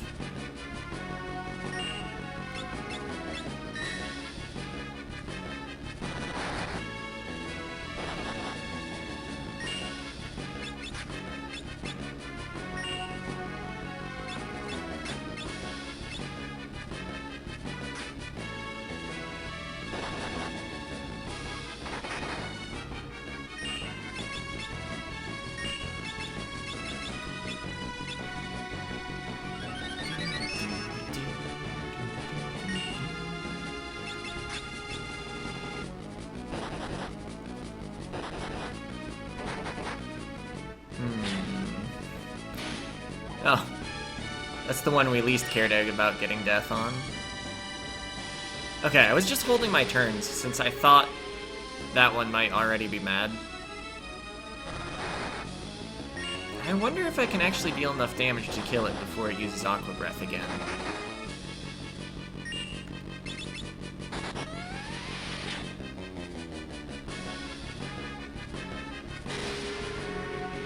Okay, I think we're dead.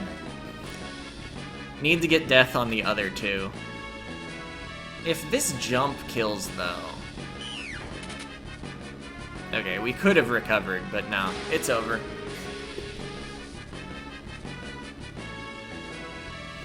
So, yeah, that's why I was playing it the way I was.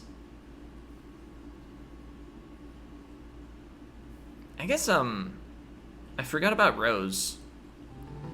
I can get even more chances at the death proc if our Berserker's on the back row. And if I'm not trying to do damage, everyone else might as well be on the back row.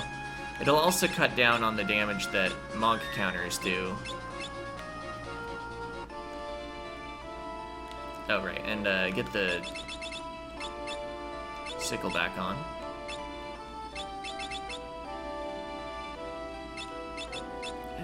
Do I resave now that I've changed equipment? I don't think so.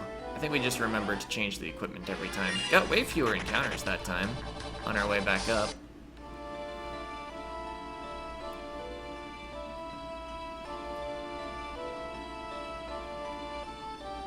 I guess I could run out after this cutscene and save if I really don't want to see this cutscene again, but it's not as bad as the double wait for the fire. Once before the hole opens up and once you go down. I think I'll just, you know, every time we fail, watch this scene again. Yeah, now I'm trying to think, like, once that one used Aqua Breath, I did try an all-out offense. But if I had tried to heal... No, it would take me a whole round to heal off the damage, and then it would just use Aqua Breath again. Aqua Breath, I don't think can miss, even though I had an Aegis Shield. I think it's not a spell.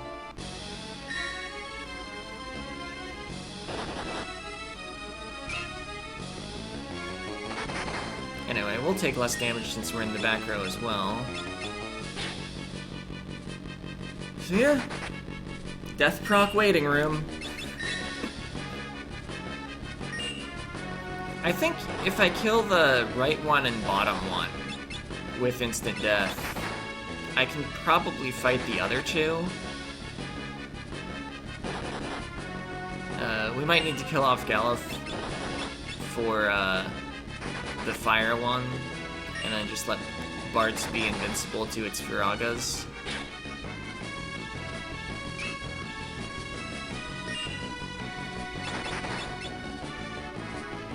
Chakra is a little more tempting when I'm taking half. Oh wait, didn't need to do that one at all.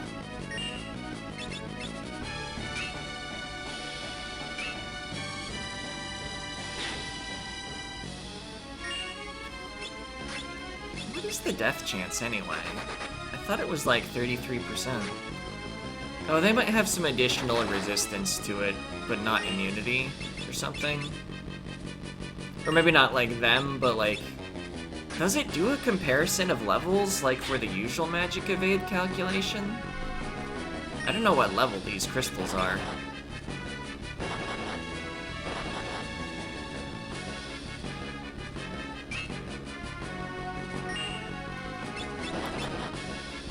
Anyway, no idea what my chances of inflicting death are. I think that's the conclusion.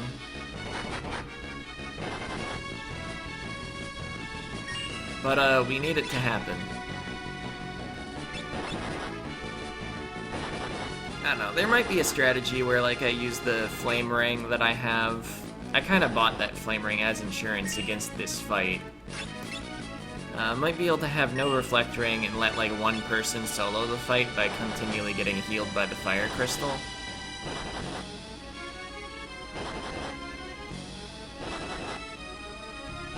Yeah, I think Bartz could take them all out one at a time if we just weaken the fire crystal first.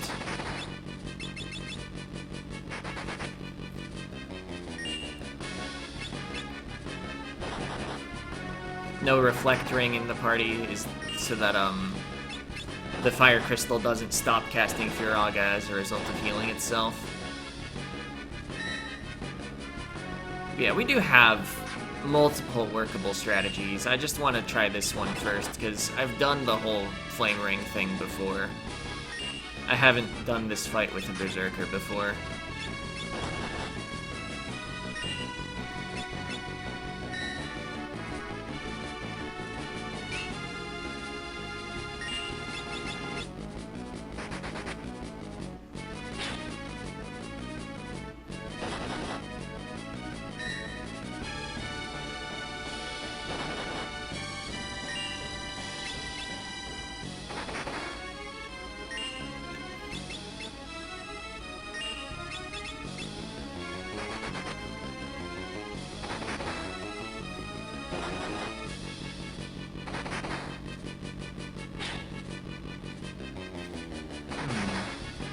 Procs. I guess every time we do get a proc, the fight speeds up because there are fewer animations.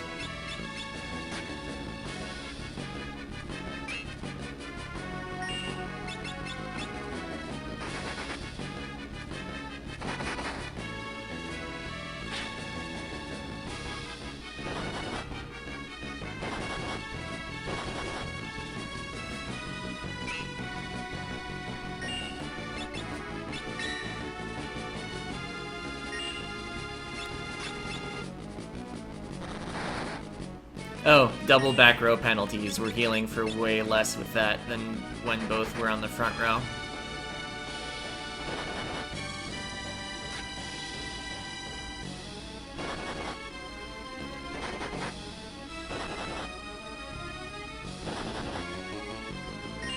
So what if I just don't heal Galuf, and if he dies, then I change strategy. Bartz moves to the front row.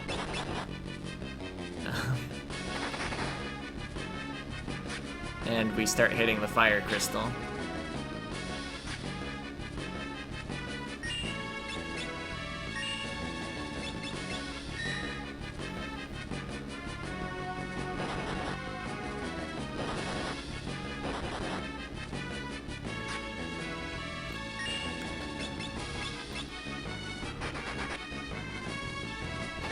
I guess an alternative play would be like put Bone Mail on Galuf, and then just go do something else while the fight runs. Because either he gets all the procs of the sickle, or he doesn't. And I believe their physical attacks can't actually hit through Bone Mail.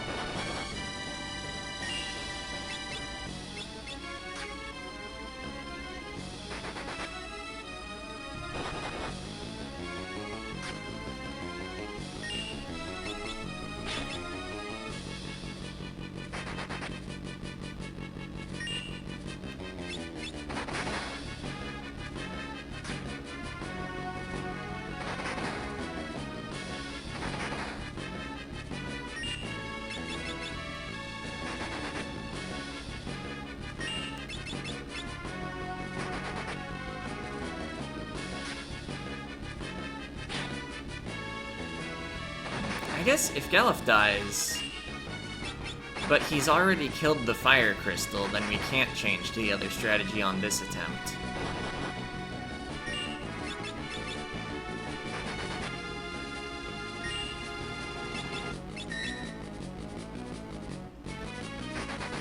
So I guess if the fire crystal dies, I'll start healing Galuf.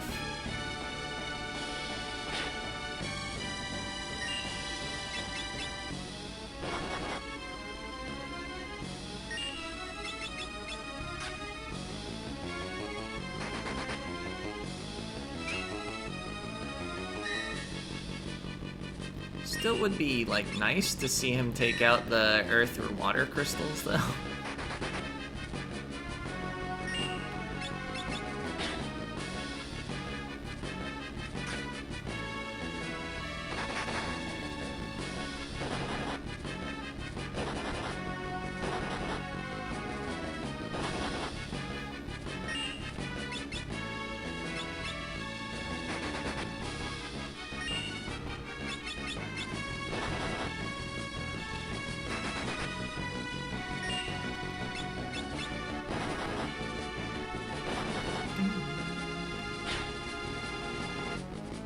Rock. I mean, we saw it happen twice on the last attempt, just not on the correct crystals. I guess one was fine. I think we killed the earth crystal last time, on the bottom.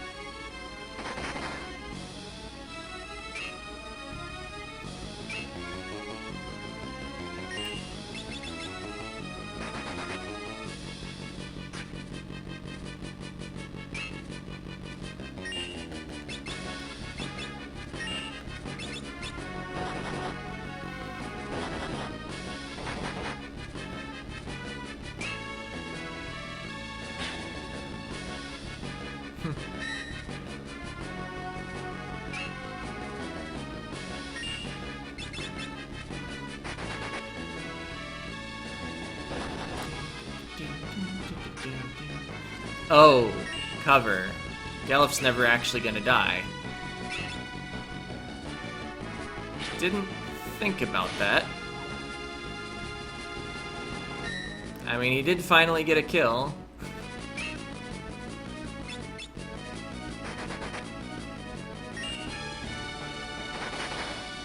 I guess, yeah, Faris would have to keep using guard. If I only have Faris defend past the turn... Actually, do I need to pass the turn at all? Faris can just hit Bartz with her turns.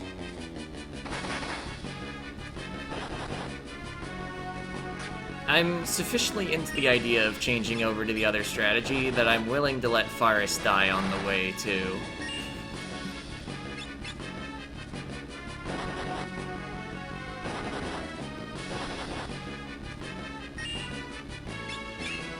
Lena I'd like to still have alive for the purpose of healing Bartz while he's busy punching. At least until the Fire Crystal starts doing the healing for us.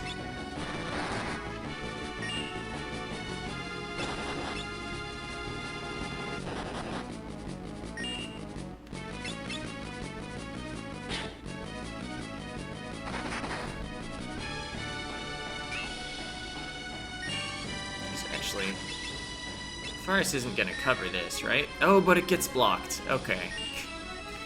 That's fine.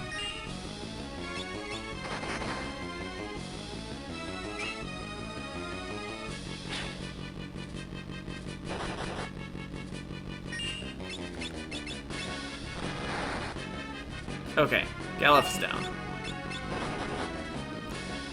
Just gonna do it how I probably should have done it for a while.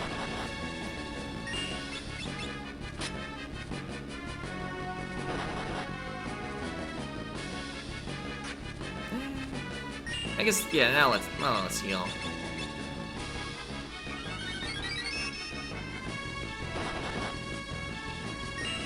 Oops. Really didn't want to hit that one. It's probably fine, though.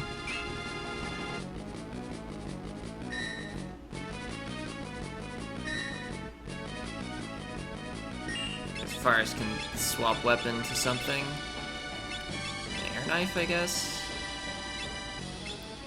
Oh, wait, if you're gonna have an air knife, you might as well have a shield of some sort. Do I have spare shields? Golden shield. Okay.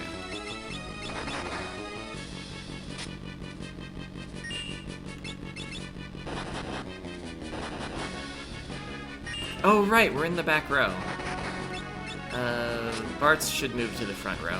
I don't think it matters too much for the others. Oh, there's Firaga. So yeah, that's why it doesn't matter too much for the others. They're not going to be alive during the important parts of the fight anyway.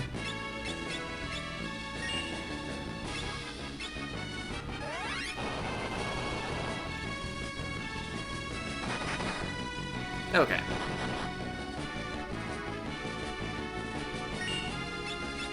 So yeah, single target Firagas are going to be a lot of healing.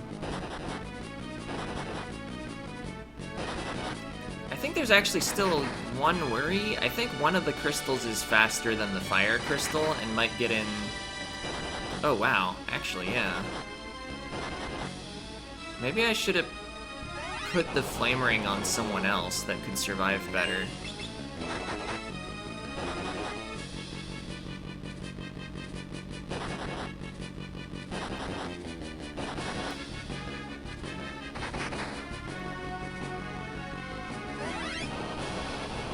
Because, like, if the crystal that uses Aqua Rake gets a double turn, or Aqua Breath, whatever it's called, yeah, and there's no Firaga between it, we just die.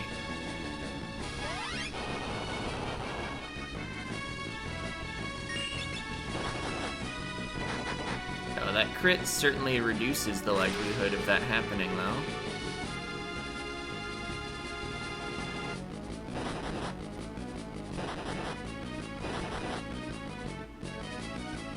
Okay. Yeah, because the shorter things go on, the the less chance there is for weird A to B stuff to finally add up.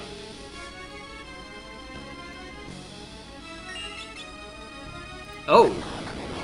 That's bad. Our counterattacks and also Galif's random damage caused an Earthshaker. Okay. But we did barely survive. We did pick the person with the most HP to be the one doing the end part of the fight on their own. That does less than half of our health. And now that there's not another crystal participating in dealing damage, even if it gets 2 turns in a row, we're still safe.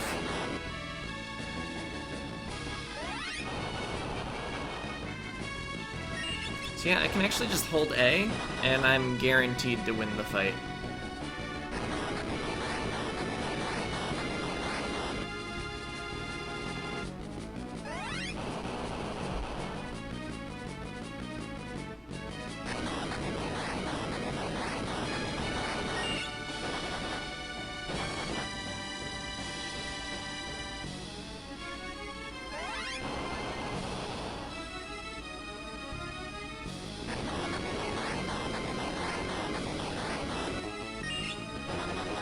Yeah, I mean, things were spooky for a bit there.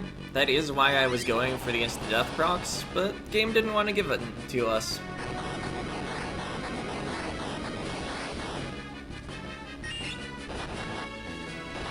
Things would have looked way less spooky had we actually killed the Aqua Breath part with insta-death.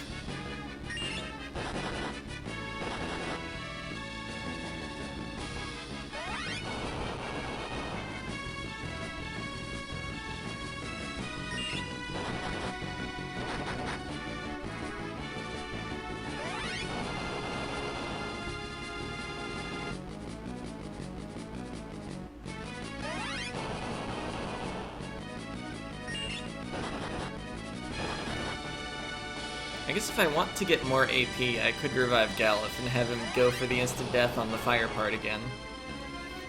It would start healing way too much to actually kill it with damage. Okay, 15 ability points.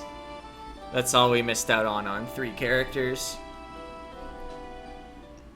Okay, such efficient work as if anything less would be expected of the bearers of the crystal's power. Thanks for destroying the seals. Exdeath. How ironic. The seals broken by the 4, who were supposed to protect them or something. What? They were crystals? Okay, the crystals have bound me for so long, now their power is mine. Bow down before the crystals and their power.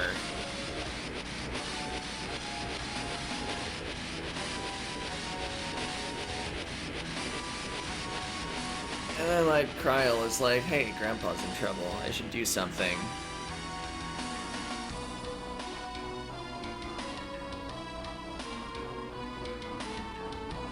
What? They're in the Forest of Moor. I guess we're supposed to believe that Moogle telepathy... Oh wait, yeah, there was a Moogle underground. I was gonna say, but where's the Moogle in the forest that told that Moogle? But yeah, there was a Moogle. No plot hole exactly there.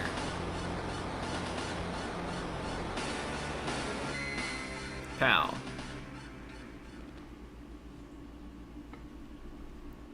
And Kryl's like, oh, everyone.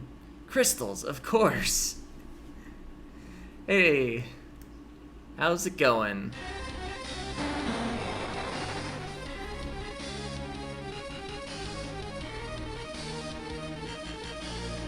Not too bad all in all, nice. Things are going pretty well here. Didn't have to spend too long farming for my Reflect Ring. Yeah, I've been doing well. My Death Sickle wouldn't give me very many instant death procs on the fight, so I ended up just doing the Flame Ring strategy. But besides that, things have been really smooth. I had a great Atomos fight. Used 1 Phoenix down. And had everyone alive at the end. Because the Sleep Sword is pretty good. Yeah, that is pretty rare to have everyone alive at the end. Regardless of the number of Phoenix Downs you use. Exdeath. Alright. So, having a reflect ring on for this is pretty funny. Why is his health going down, though?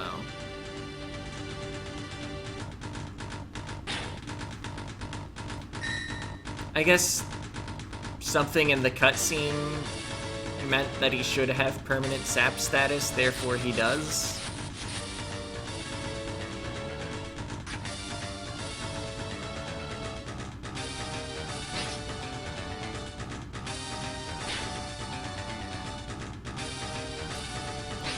Yeah, maybe it's just auto sap due to using all his energy in the cutscene, right?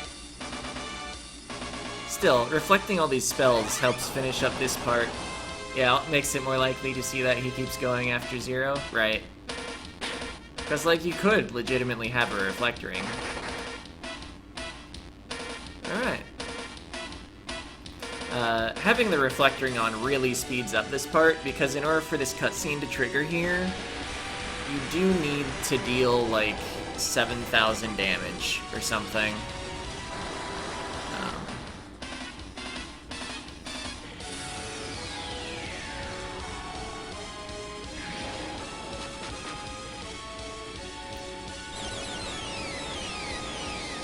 Meteor, of course, goes through Reflect.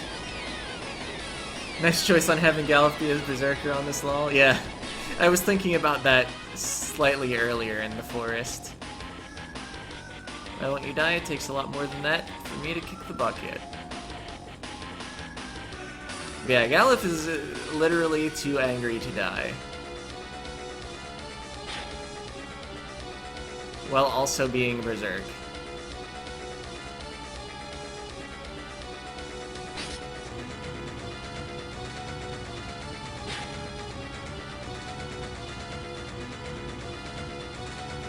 Not anger, it's hatred, it's...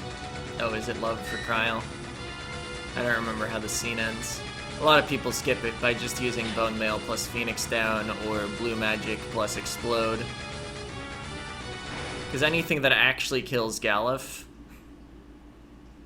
instantly will just skip that whole fight.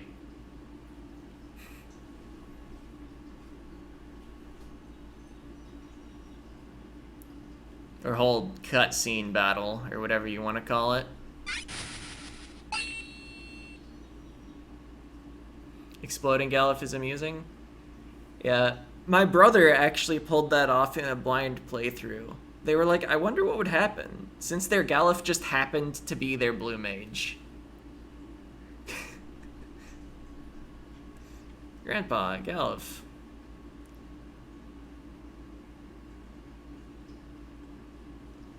Gallif, hold on, we can cast spells that I never bought. Wake up, please. Destroy Exdeath. You can't die. Kiraga. Raise. Phoenix Down, Elixir, anything.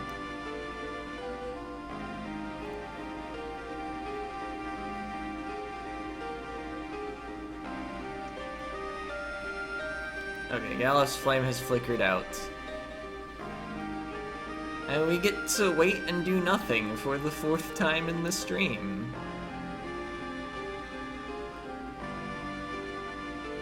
Kryl bought one-use spell scrolls, it's okay.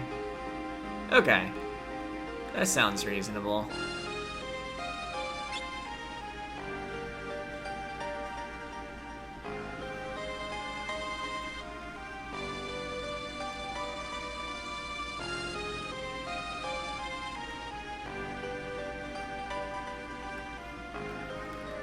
I wonder how many people in their casual playthroughs had not bought Kiraga or Raise by this point in the game.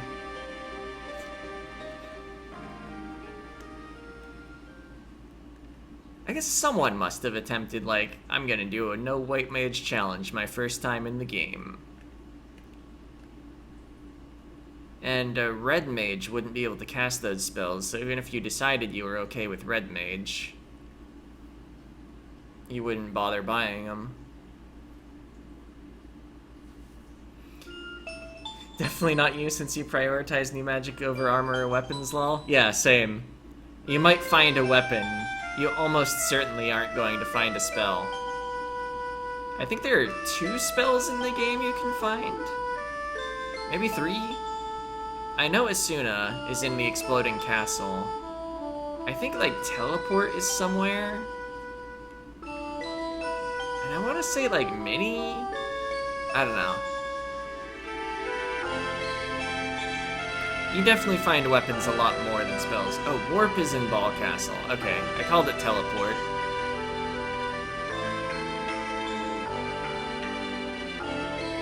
I guess if you think Bard abilities are spells, then you find a lot of them, actually.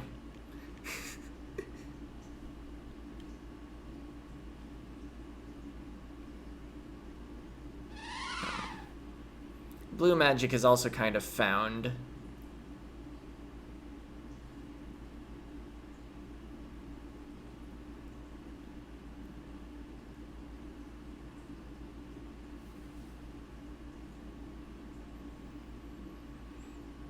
Yeah, it's like that one 8-bit theater, where it's like, gonna buy weapons and armor, which will be vastly worse than anything we find in our travels, because they're shiny. It's like, that's not how people play. They take the Black Mage's advice.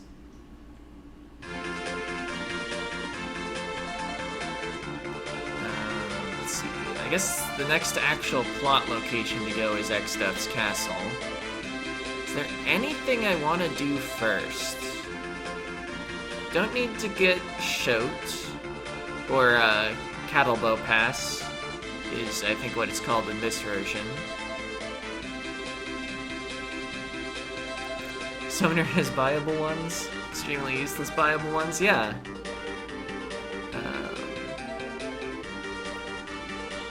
So Summoner doesn't find all their spells, but you are right that Summoner finds most of their spells.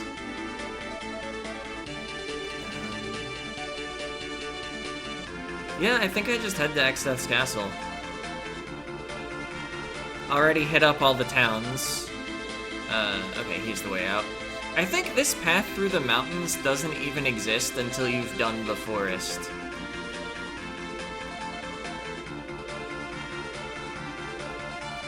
Somebody I was watching recently pointed that out. World 2 clearing hype, hopefully.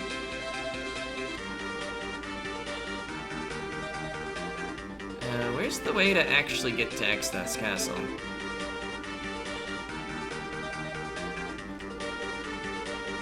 I'm again checking the wrong continent. I'd like to say that was the first time of the stream, but it is not. When I was looking for where you use the sub to get to the Forest of Moor, I also went to the wrong place at that point. Oh, Kryle's a freelancer. I've got to change that right away. I thought she was already gonna be a berserker. Where is it?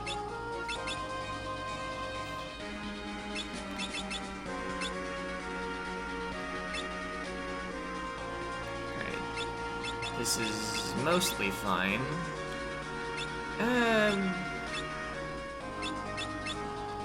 We can bone mail for a while.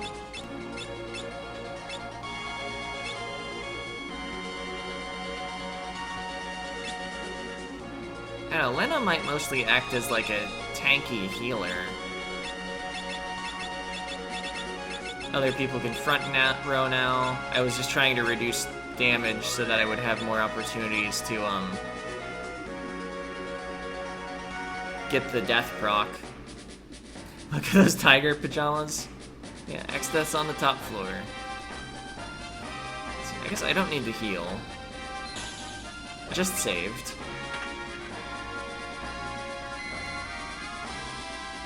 It's a bit odd, in FF3, 4, and 5, kid characters face the screen like Cryo while adults look toward the enemy. Wonder why. I don't know. But anyway, I still wanted to go up to the healing spring despite not really needing to heal, because I wanted to point out that there's a healing spring right before all the water turns to mysterious red stuff. I think these tarantulas aren't very strong, because I think this is still the same encounter list as when you have solo Galuf here.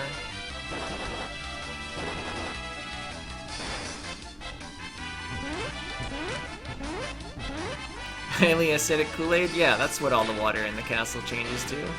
Wow, not only was it killed, it was also instantly killed.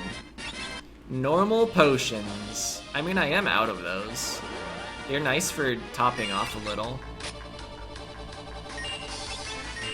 Oh, maybe I should have bought high potions before coming here. I think I still have like 50-something, though.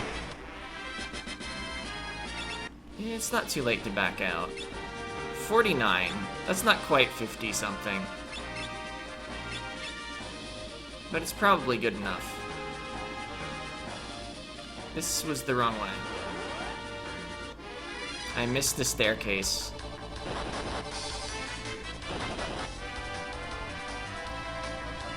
Oh, actually, I think right south of the healing spring is where the stairs up are. Went entirely the wrong way. You know, we're getting potions. Because it's totally efficient to farm these instead of just buying them for basically nothing at this point in the game. Right, it was locked when you were here before? Yeah, that sounds right.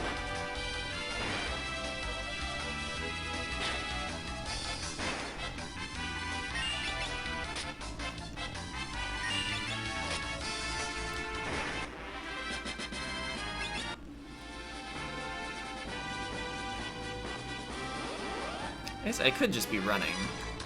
Shell Bear. I don't know, maybe to speed up fights I just put Lena on the front too. She doesn't exactly need to do much healing right now. We'll probably mostly prefer healing out of battle, especially with Cryo and Bone Mail.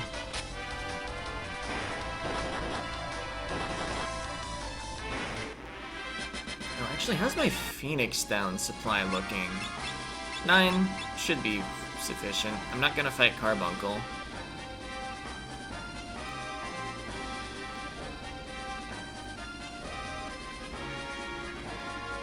I don't feel the need to save the fact that I farmed some potions. There is treasure here. I don't remember if it's any good, but there's treasure here.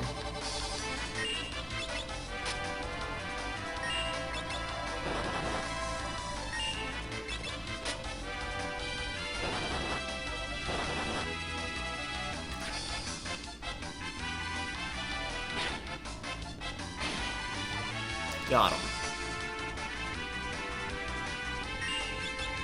Gotta remember that red dragons are undead, though. That rabbit should really be named Hair Razor instead of Hellraiser. Get it together, Square? Yeah.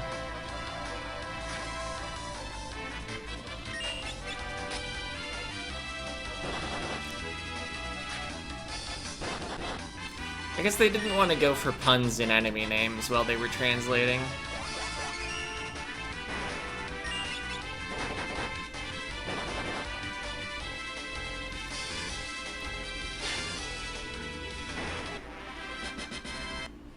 Probably don't follow up a version that had translation mistakes with one where you intentionally change things.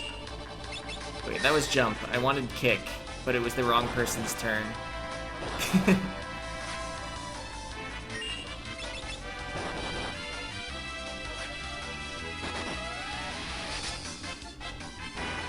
Oh, Fires can use Flame Tongue again. I'm not trying to DPS down the first half of a Fire Crystal. But Wyvern, though? Yeah.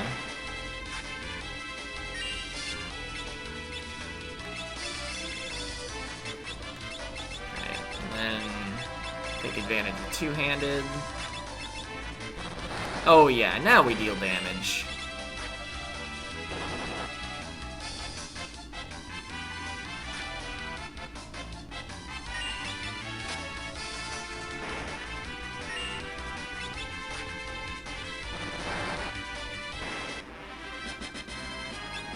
Level, we got some eye drops, an ether, diamond shield.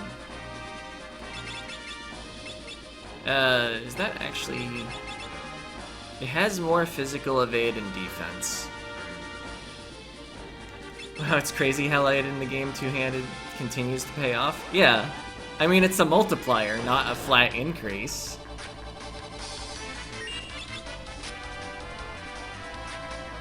Two-handed gets better the later you are in the game.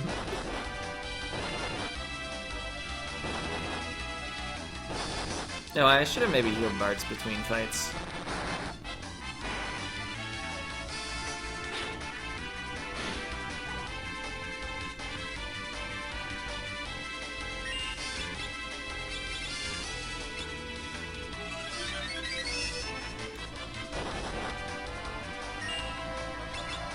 Okay, so yeah, maybe I should be killing the thing with a rise. Or does it do that as a counterattack to dying?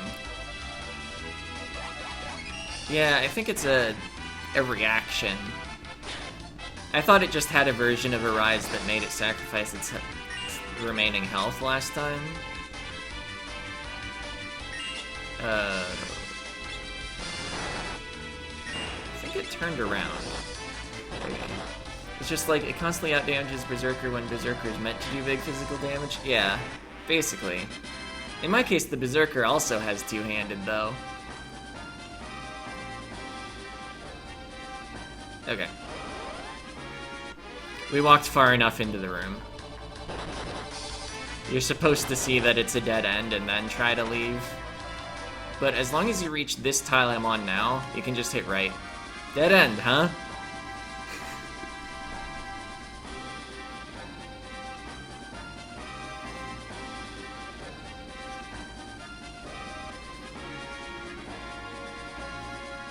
Yeah, I guess the thing is, if you're not using two-handed, Berserker can output pretty good damage while using a shield. Two-handed, you do give up the shield. So it's like a combo tank damage.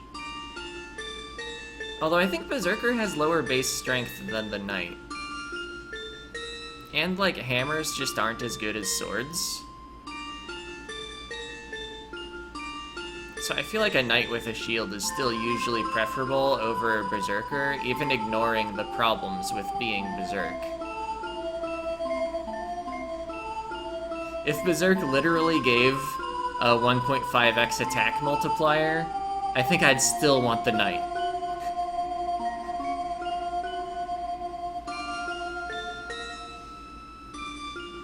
It is an attack multiplier though, not a multiplier multiplier. Solution, let Berserker use swords. I mean, yeah, if you put equipped swords on. Free auto, old and sleep, yo.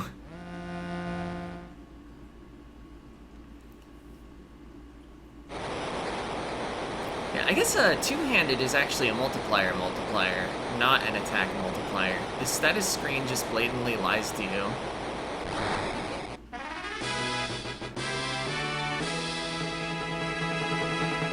Hooray!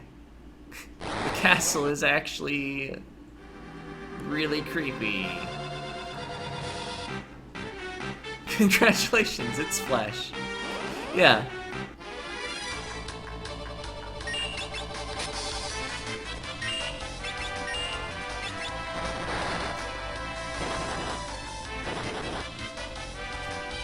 Yeah, I think at some absurd level, monk damage might eventually outpace a knight with two-handed and a good sword. Oh, is that gonna... Okay, it's not gonna kill. Right, this isn't Final Fantasy VI, where you see an enemy use Fira and you're like, oh no.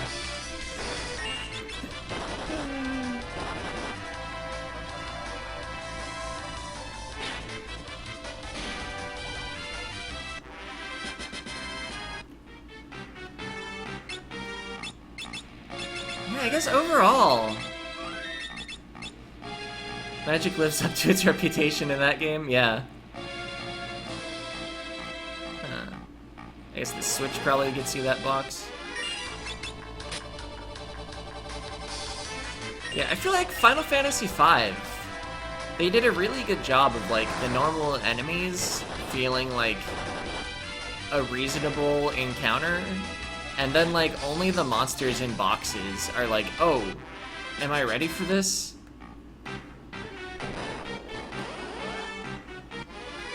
Like, Double Yellow Dragon is a tough monster in a box encounter. But you don't fight it as a regular encounter. Anyway, I'm just running away because back attacks are annoying. Oh, blocked! Got him. Magic Evade exists. Yeah, it's difficult to balance that kind of thing. I think since I got a death proc, I actually am gonna finish the fight. You know, now that I'm already 33% done. Oh yeah, Blizzard was blocked by the Flame Ring.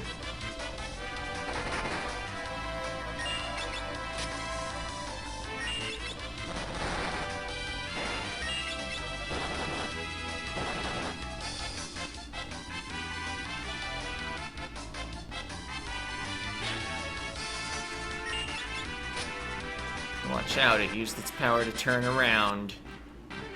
Oh wait, I already hit that switch. Apparently you can make it shake the room again, though.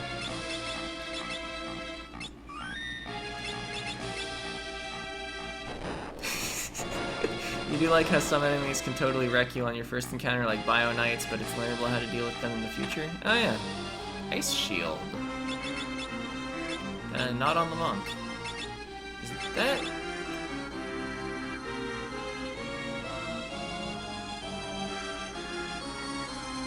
I don't know if that is worth it over the Aegis Shield for now. It probably is, actually. If there was something with a Petrify attack around here, then I'd be making the opposite call. Oh. Well. Oh, okay, you need something else dead first. I wonder if it's out of MP now, though.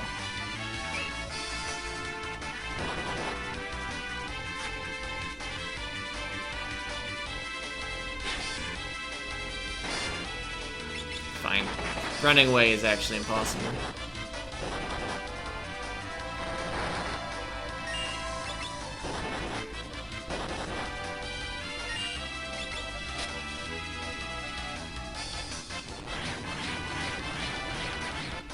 I wish my characters could revive themselves as they were dying.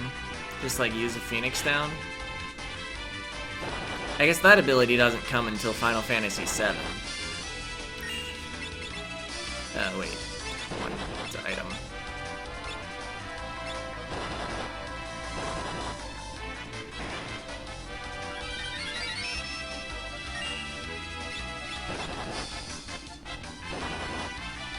Ooh, Bart's is a little low there. Not anymore, though. Of course, can't heal Kryla right now.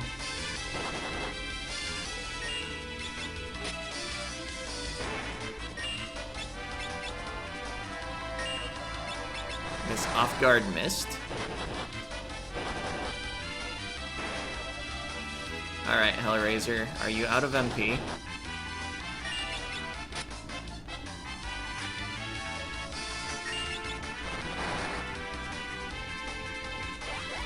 No. Still, if they can revive themselves, I think killing them last makes the most sense. If you were to graph the amount of enemies alive over the course of the encounter, I think you would find that you will, on average, have fewer enemies at a time if you save the thing that revives upon death for last. Or it's gained a job level. Gained Lance. I thought this was called Lancet. I think it's gonna be better than Chakra. Obviously not if you're fighting undead. So I'm just gonna take the 20% HP.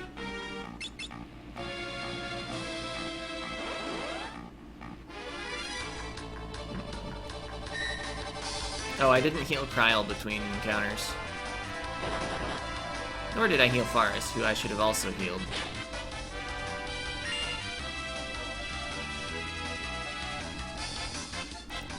Guess they realized how weird it was to imply drinking monster blood like we were talking about. Yeah?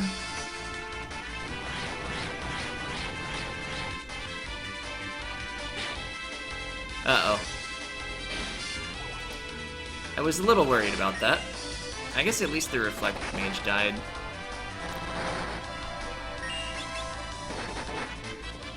Yeah, I almost called that out as another reason to run away.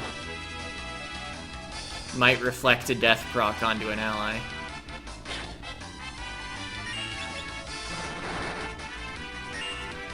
Let's actually revive her before the fight ends.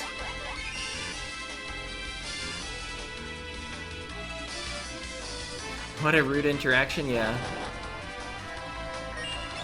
It's occasionally useful that you can reflect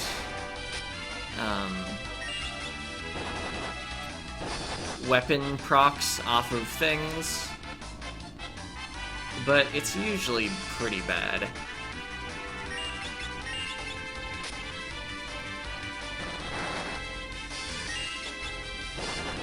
I guess actually the only times I was thinking it's useful, it's mostly because the enemy has reflect already anyway, so you'd just rather they don't reflect. Still, specifically against Omniscient, reflecting like aging off of yourself. Oh. Maybe I should change Kryle's weapon. Actually, if I have everyone else target that first,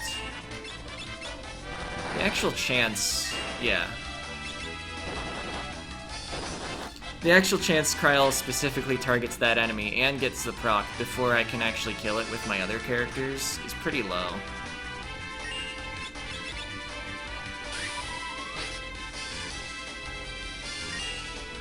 Oh yeah, free MP.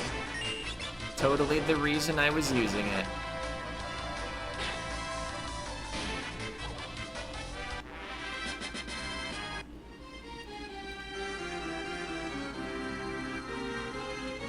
Zoop. There's a secret passage there. Can skip basically the whole room. Oh. I was really hoping that would hit Kryle. Oh, get out.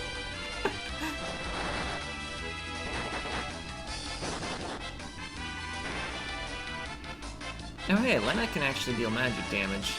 Oh, I guess they're unconfused already, but... Man, imagine if we had Lance. So sheepishly, yeah. Imagine if we had that before Atomos. Let's see, there's a bow if I walk through the lava. I'm just not gonna bother, even though it would sell for a decent amount.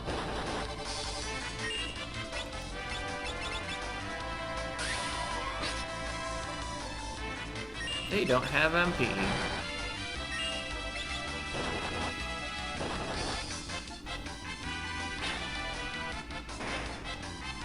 Alright, they're not too tough. I say as I'm just dishing out thousands of damage with two-handed.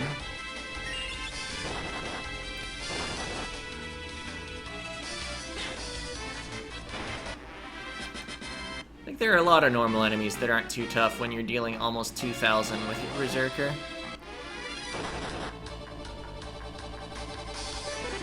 Nope, someone actually got confused.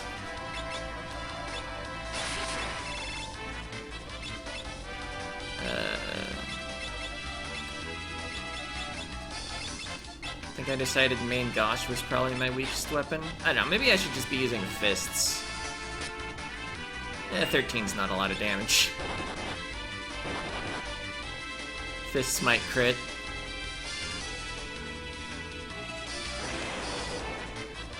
Ooh, that hurts extra due to bone mail. I'll reflect my spell. Eat this. 0 damage. Alright.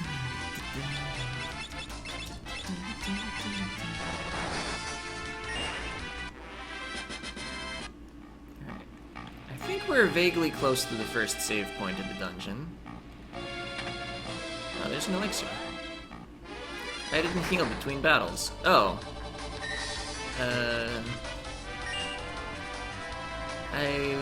don't want to fight them as much when... Oh, wow. Okay. Despite believing the save point is close, I am willing to use items. Elixir.com for all your licking needs. Yeah, something like that. Dang, that tackle attack actually does damage. I'd rather it didn't. No, wait. I should have probably had Bartz use a healing item and Faris attack. Alright. I guess these guys just want to show me I was wrong to say that they weren't too tough. Gollum, stop doing damage, yeah. Ah, nice, the dodge on the tackle. Oh, the not dodge on the tackle.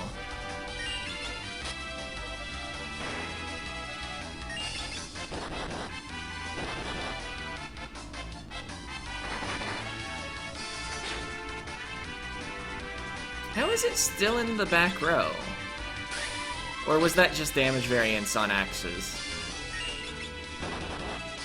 Yeah, Bartz is doing normal damage.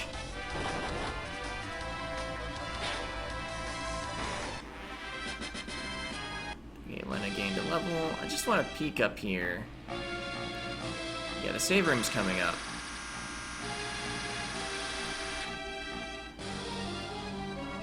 Let's not use one of our Phoenix Downs, since we're pretty low on them. I should have bought more before coming here. Okay, you think that setup has both enemies on the front row despite appearances? That would make sense to me.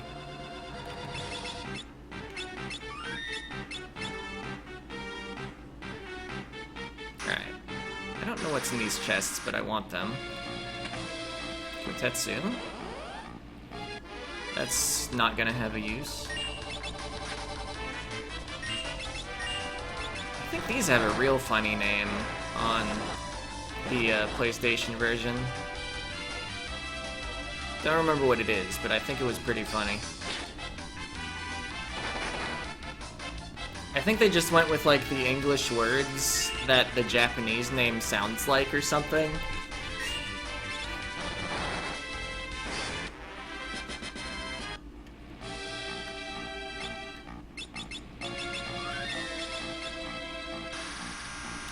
Oh. It's always an abductor when you... At least I think it's always the same encounter when you miss the timing.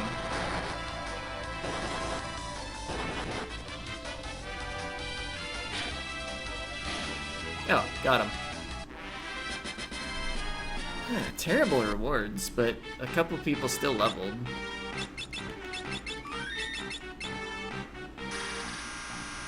Alright. Ice Brand. That's probably worth having. Oops.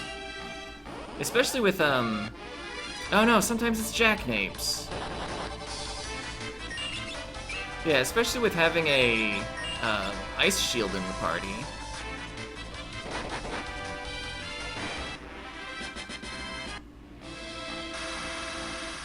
Our knight could actually decide on demand if they want to switch to the Ice Shield and Frost Brand.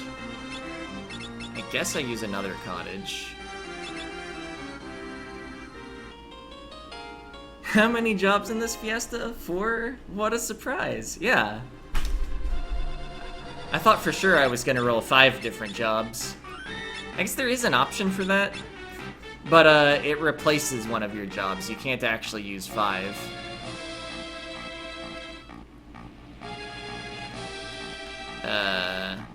That's not where the passage is. Okay.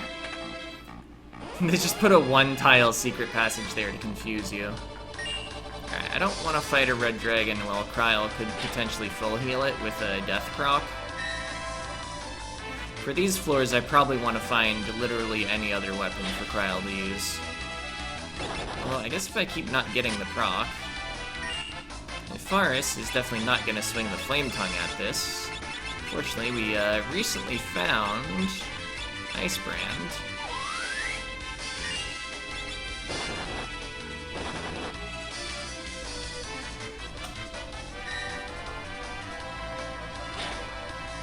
Oh, we got the death. That's a full heal.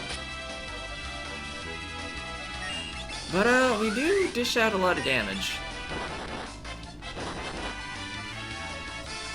Yeah, red dragons are undead.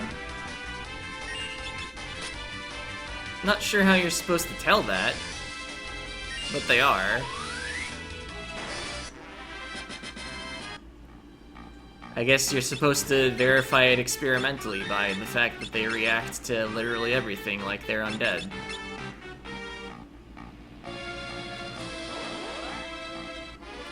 Single yellow dragon.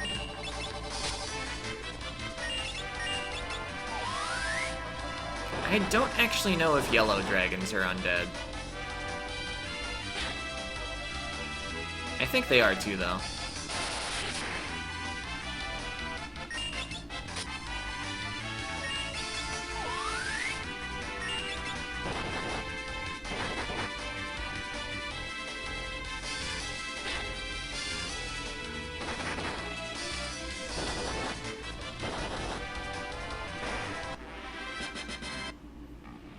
The item supply is not looking that good right now.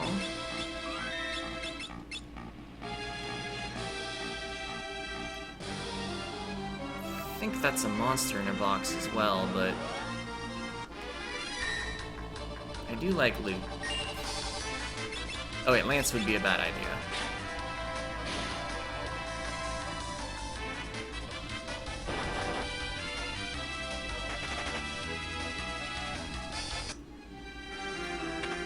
No, it's just money.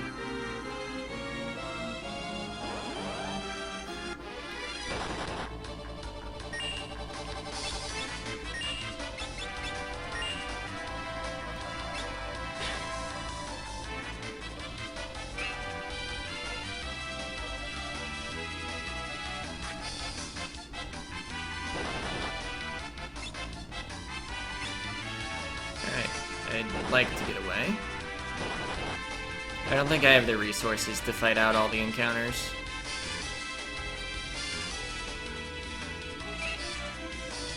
Okay, the guard keeps going, even if your ATB fills back up. I think it's not until the window actually appears again.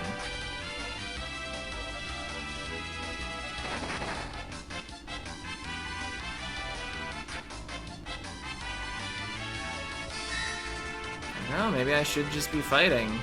Okay, we made it, but still need to spend like a high potion on each person? No, Lena doesn't need one right now.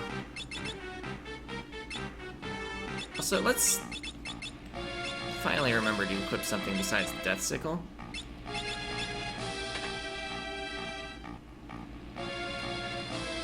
Okay, we don't need to fight Carbuncle.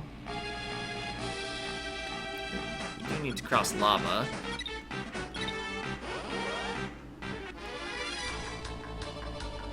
Three blue dragons? Are they all stacked on top of each other?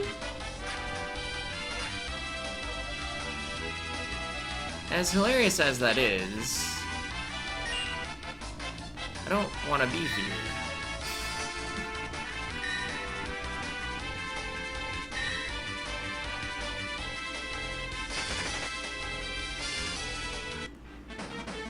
I'm gonna try to get out of the lava before I spend anything.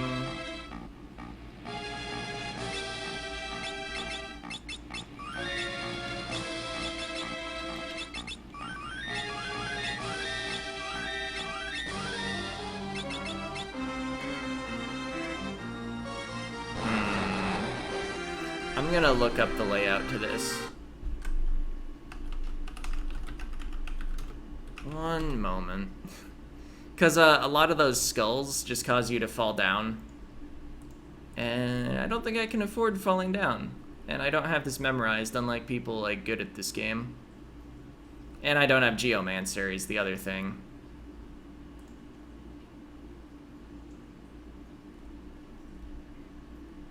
Alright.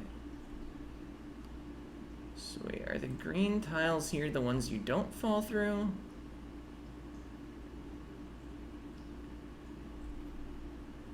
What does note 8? Your notes only go to 6.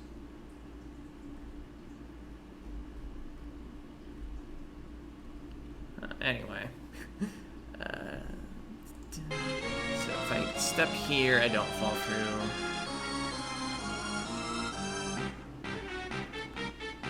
Here's the button that unlocks the way forward. No, that unlocks the way to Carbuncle. Oh, it's a warp.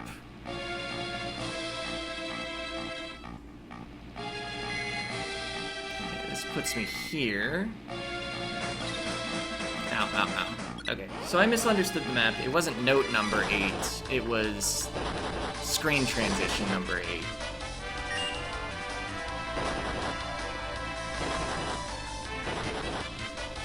But where's the actual button?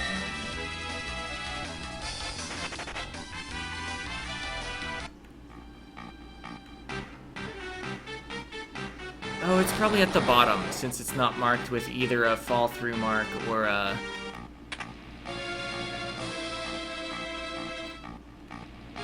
other thing.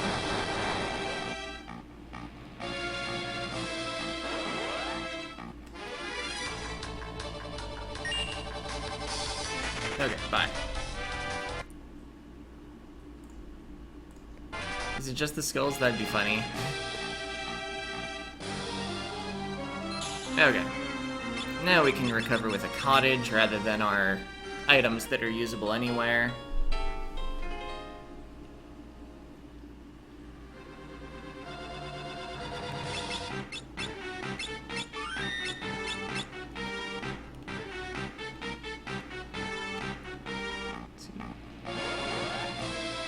I forgot this room still had random encounters in it.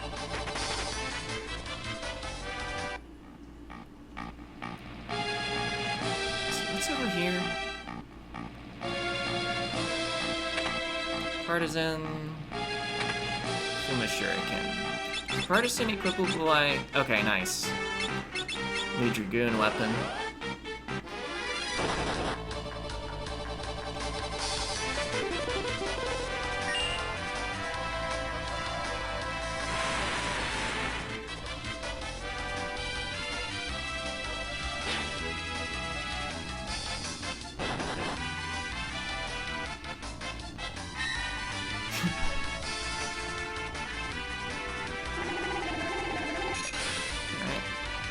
I'm thinking after this fight, I might just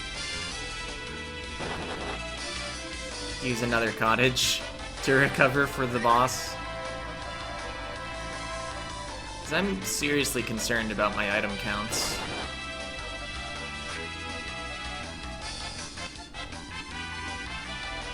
I guess I do have elixirs. Those could do something.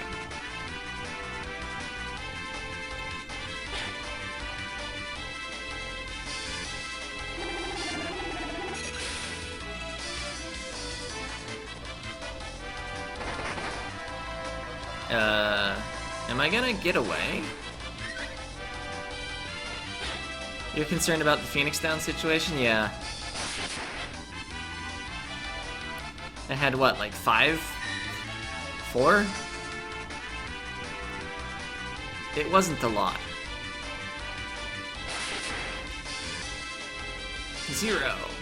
Oh, I guess you can? No, wait, he doesn't even have 2 thunder things on.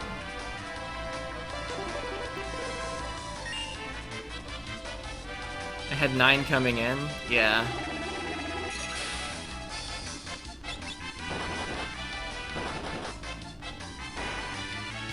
Alright. Let's just fight him.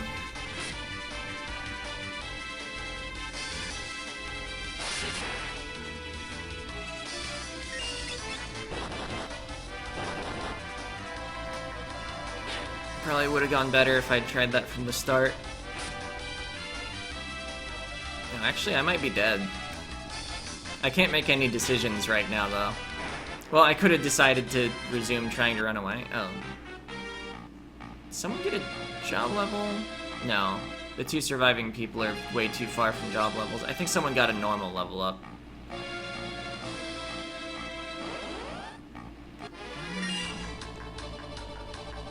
Alright. Reflected the confuse. Got him.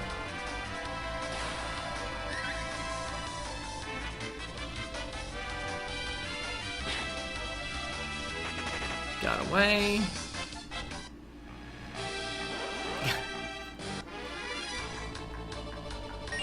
Almost back to the save room with our loot.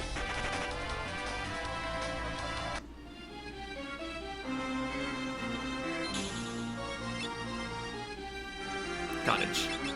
And let's see, I have 5 Phoenix Downs, 18 high potions. I should have actually looked at my elixir count.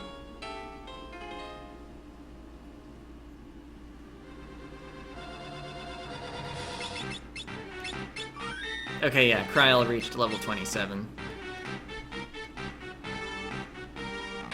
It's empty. Wait, okay, yeah, here's the fight. Well, one of 2 fights. This boss fight is actually optional, but it effectively removes like 10,000 hit points from a later boss, which is pretty useful. Looking for something? Well, guess what? I already took the treasure. Oh, you guys are so burned. Also, this is sort of a joke encounter.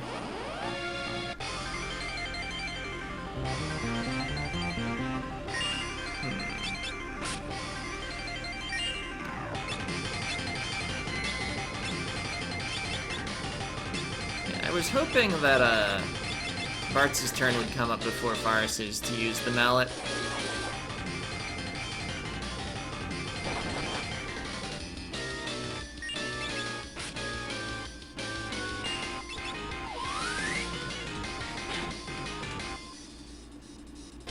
Frog status, okay. Lena can cleanse that herself.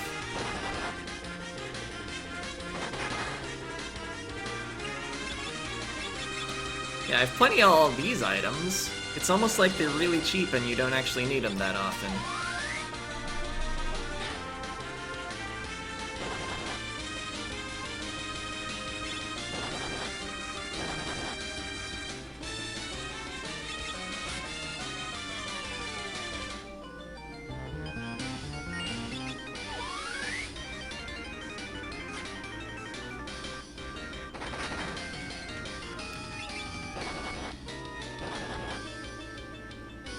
His mini status does dramatically raise your physical evade. I'm just gonna leave it on since we're not trying to physically attack that much with Lena. I don't know how much damage I have to do as well. Okay, alrighty, our 4th rumble. I must say, I quite enjoy these tussles. I feel we've gained an understanding. An understanding that I will pound you silly. Aha! Okay, that is unacceptable.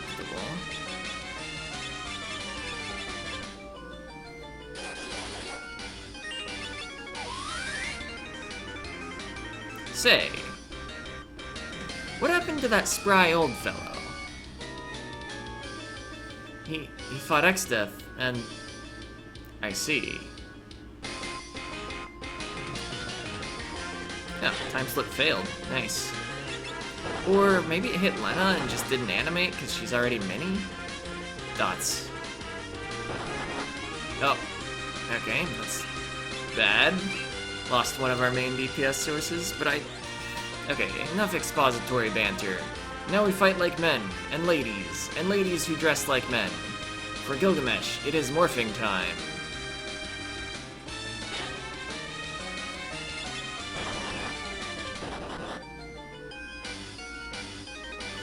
Now that it's mine,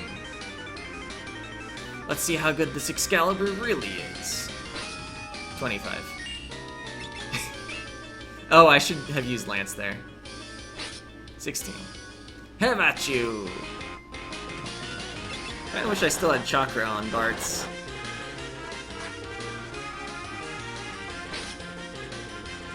Yeah? Well, I've been had.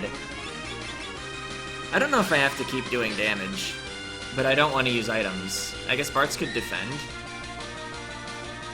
This is far from the strongest of swords. I feel so betrayed. And Exdeath is like Gilgamesh. Gilgamesh is like Urk.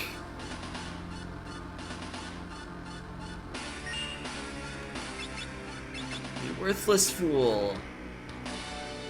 For your continued bungling, I banish you from this dimension. What? No! Anything but that. Silence.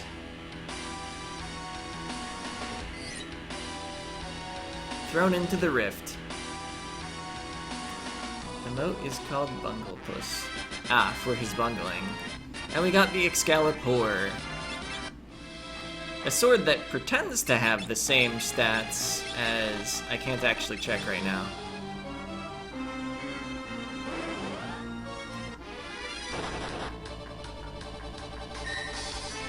Yeah, pretends to have the same stats as Excalibur. I didn't know that the mini sprite actually ran away slower in the animation.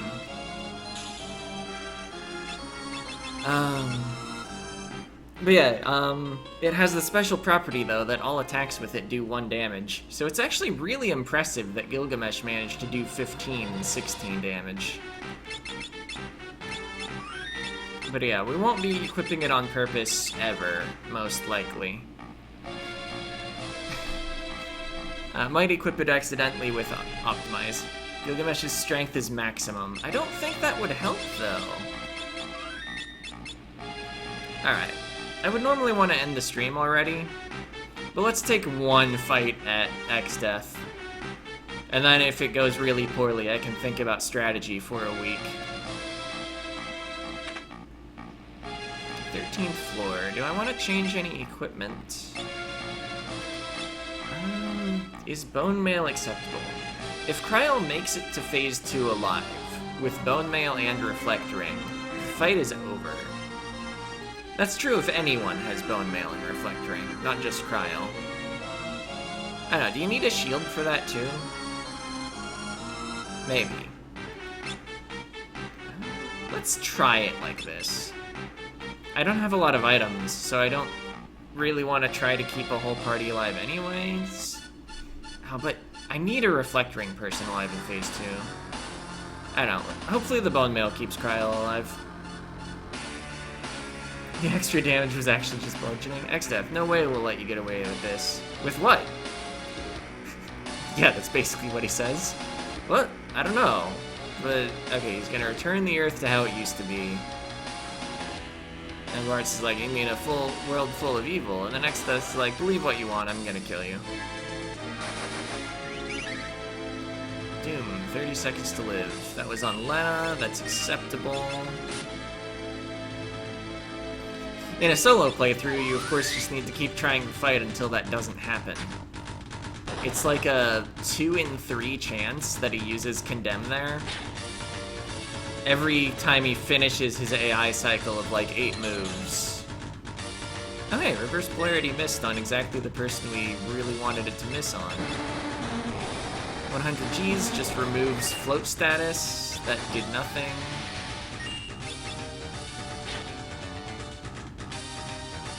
The spell won't actually remove Reflect from a Reflect ring, even though it would remove a normal Reflect. Jump deals full damage from the back row, which is why I decided to not waste time changing rows. I believe if we can deal 16,000 damage and Kryl is still alive, we essentially win. It's not exactly the toughest race with 4 characters.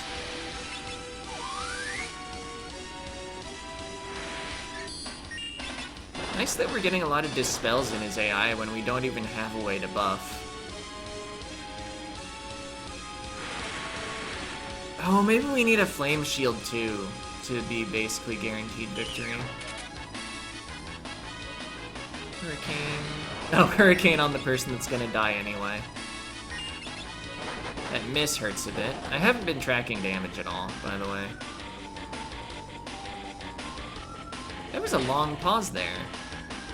Did he just phase transition? Zombie breath. Okay. That was not a phase transition. Kryl became the living dead. I don't know if I can holy water someone with bone mail.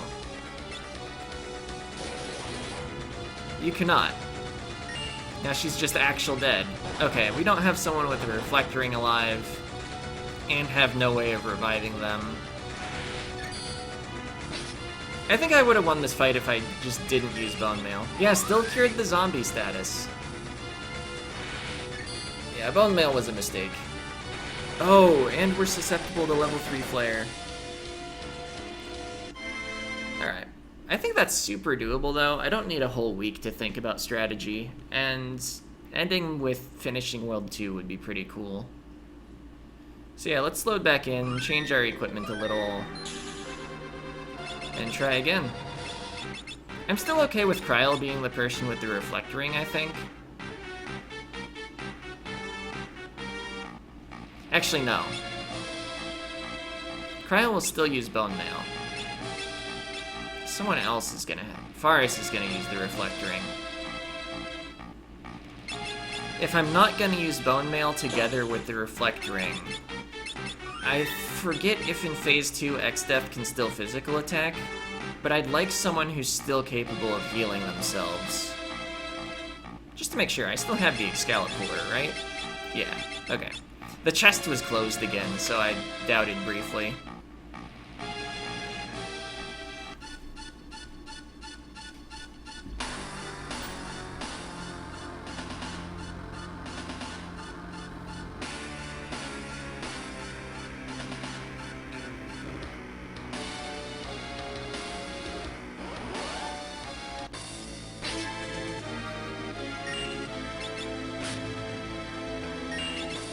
So Exdeath actually started with a physical attack, not Condemn. That was a 1 in 3. Exdeath is totally cheating. I know wizards don't give that or get that much HP. Yeah, you've played D&D.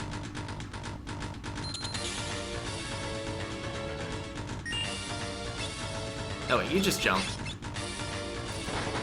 Also, look how tall he is. Clearly cheating. Yeah, that's the thing he does that's cheating.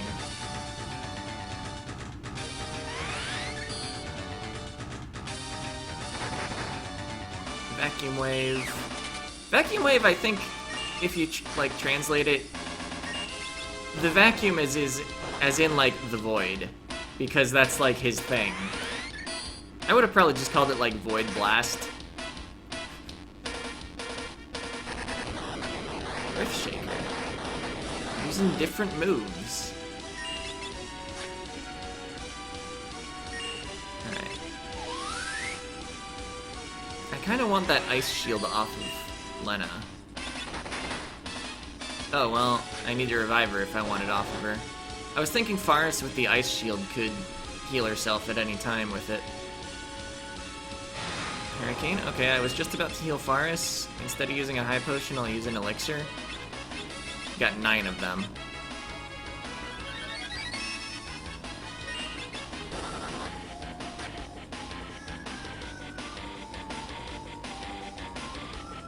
Zombie Breath. Okay, didn't actually land the status on either of us.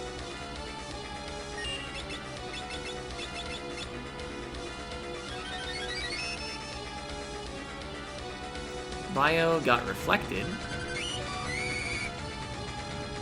Appears to have done no damage.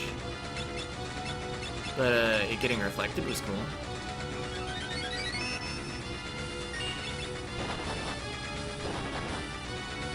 I've apparently given up on the idea of Lena being alive here.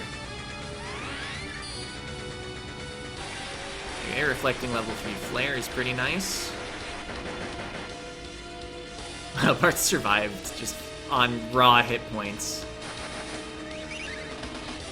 Okay. The Condemn landed on Bart's.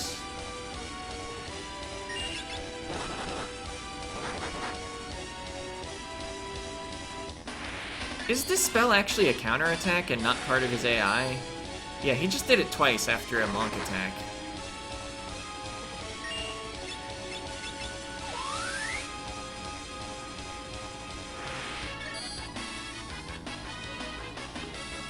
Gravity got reflected, but of course he's immune to gravity. Oh, miss. Wow, 2 physicals and we're just down. Alright, I might need to keep more people alive. One last try. And then I think I really do need to just end the stream. It would be disappointing, but reality is often disappointing, or so I've heard. Wait, you can have the Death Sickle. Let's see, I didn't want the Ice Shield over here. You can use the Aegis Shield.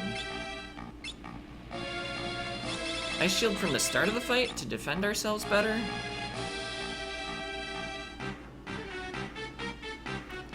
I was thinking I could swap it in and out whenever I want to heal Faris, but I think I'll just leave it on.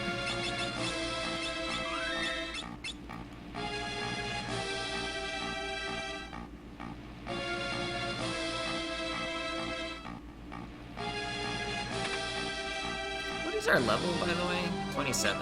Okay, I guess it makes sense. It's a multiple of 3.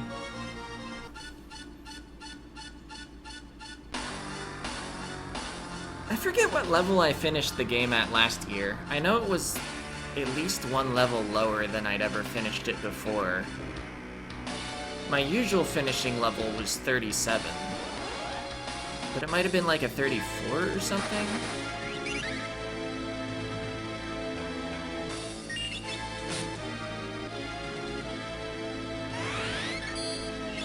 And if only Dispel removed the countdown status. Probably wouldn't put the Dispel counterattack on a boss that has the countdown status. I think we've done about 2,000 damage. Now, maybe I got it backwards. Maybe he needs 1,600 remaining HP.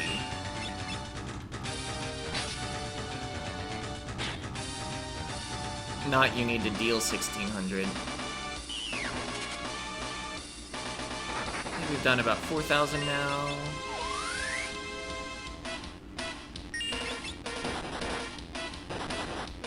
About 5,000.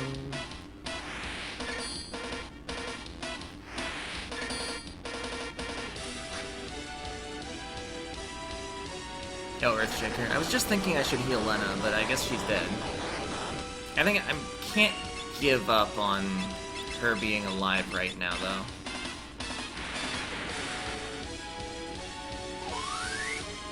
Especially not with Bart's about to die.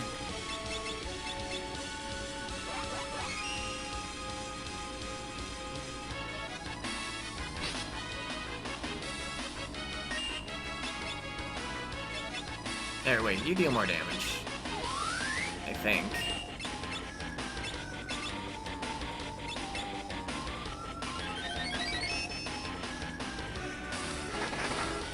Ooh.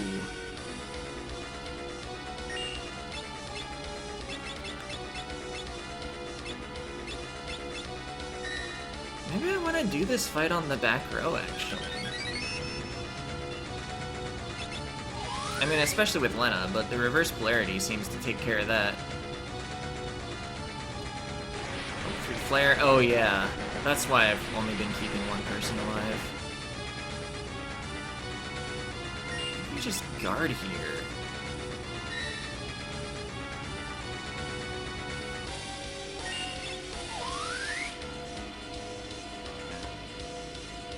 Okay, reverse polarity, that's fine. I'm gonna use the opportunity of being in the back row in order to try to revive someone. I think Lena's the best choice here. Justin Faris? Also, hello?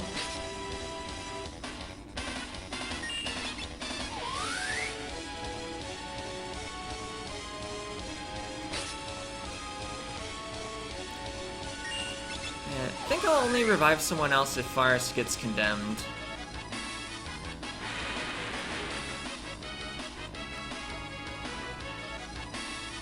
Oh, Hurricane. That's spooky, but... Oh, right, on the back row we're dealing 1/4. Oh, Zombie Breath is also a chance of instantly losing. Or actually, that just did enough damage to lose, and we got zombified. Alright, well that didn't work.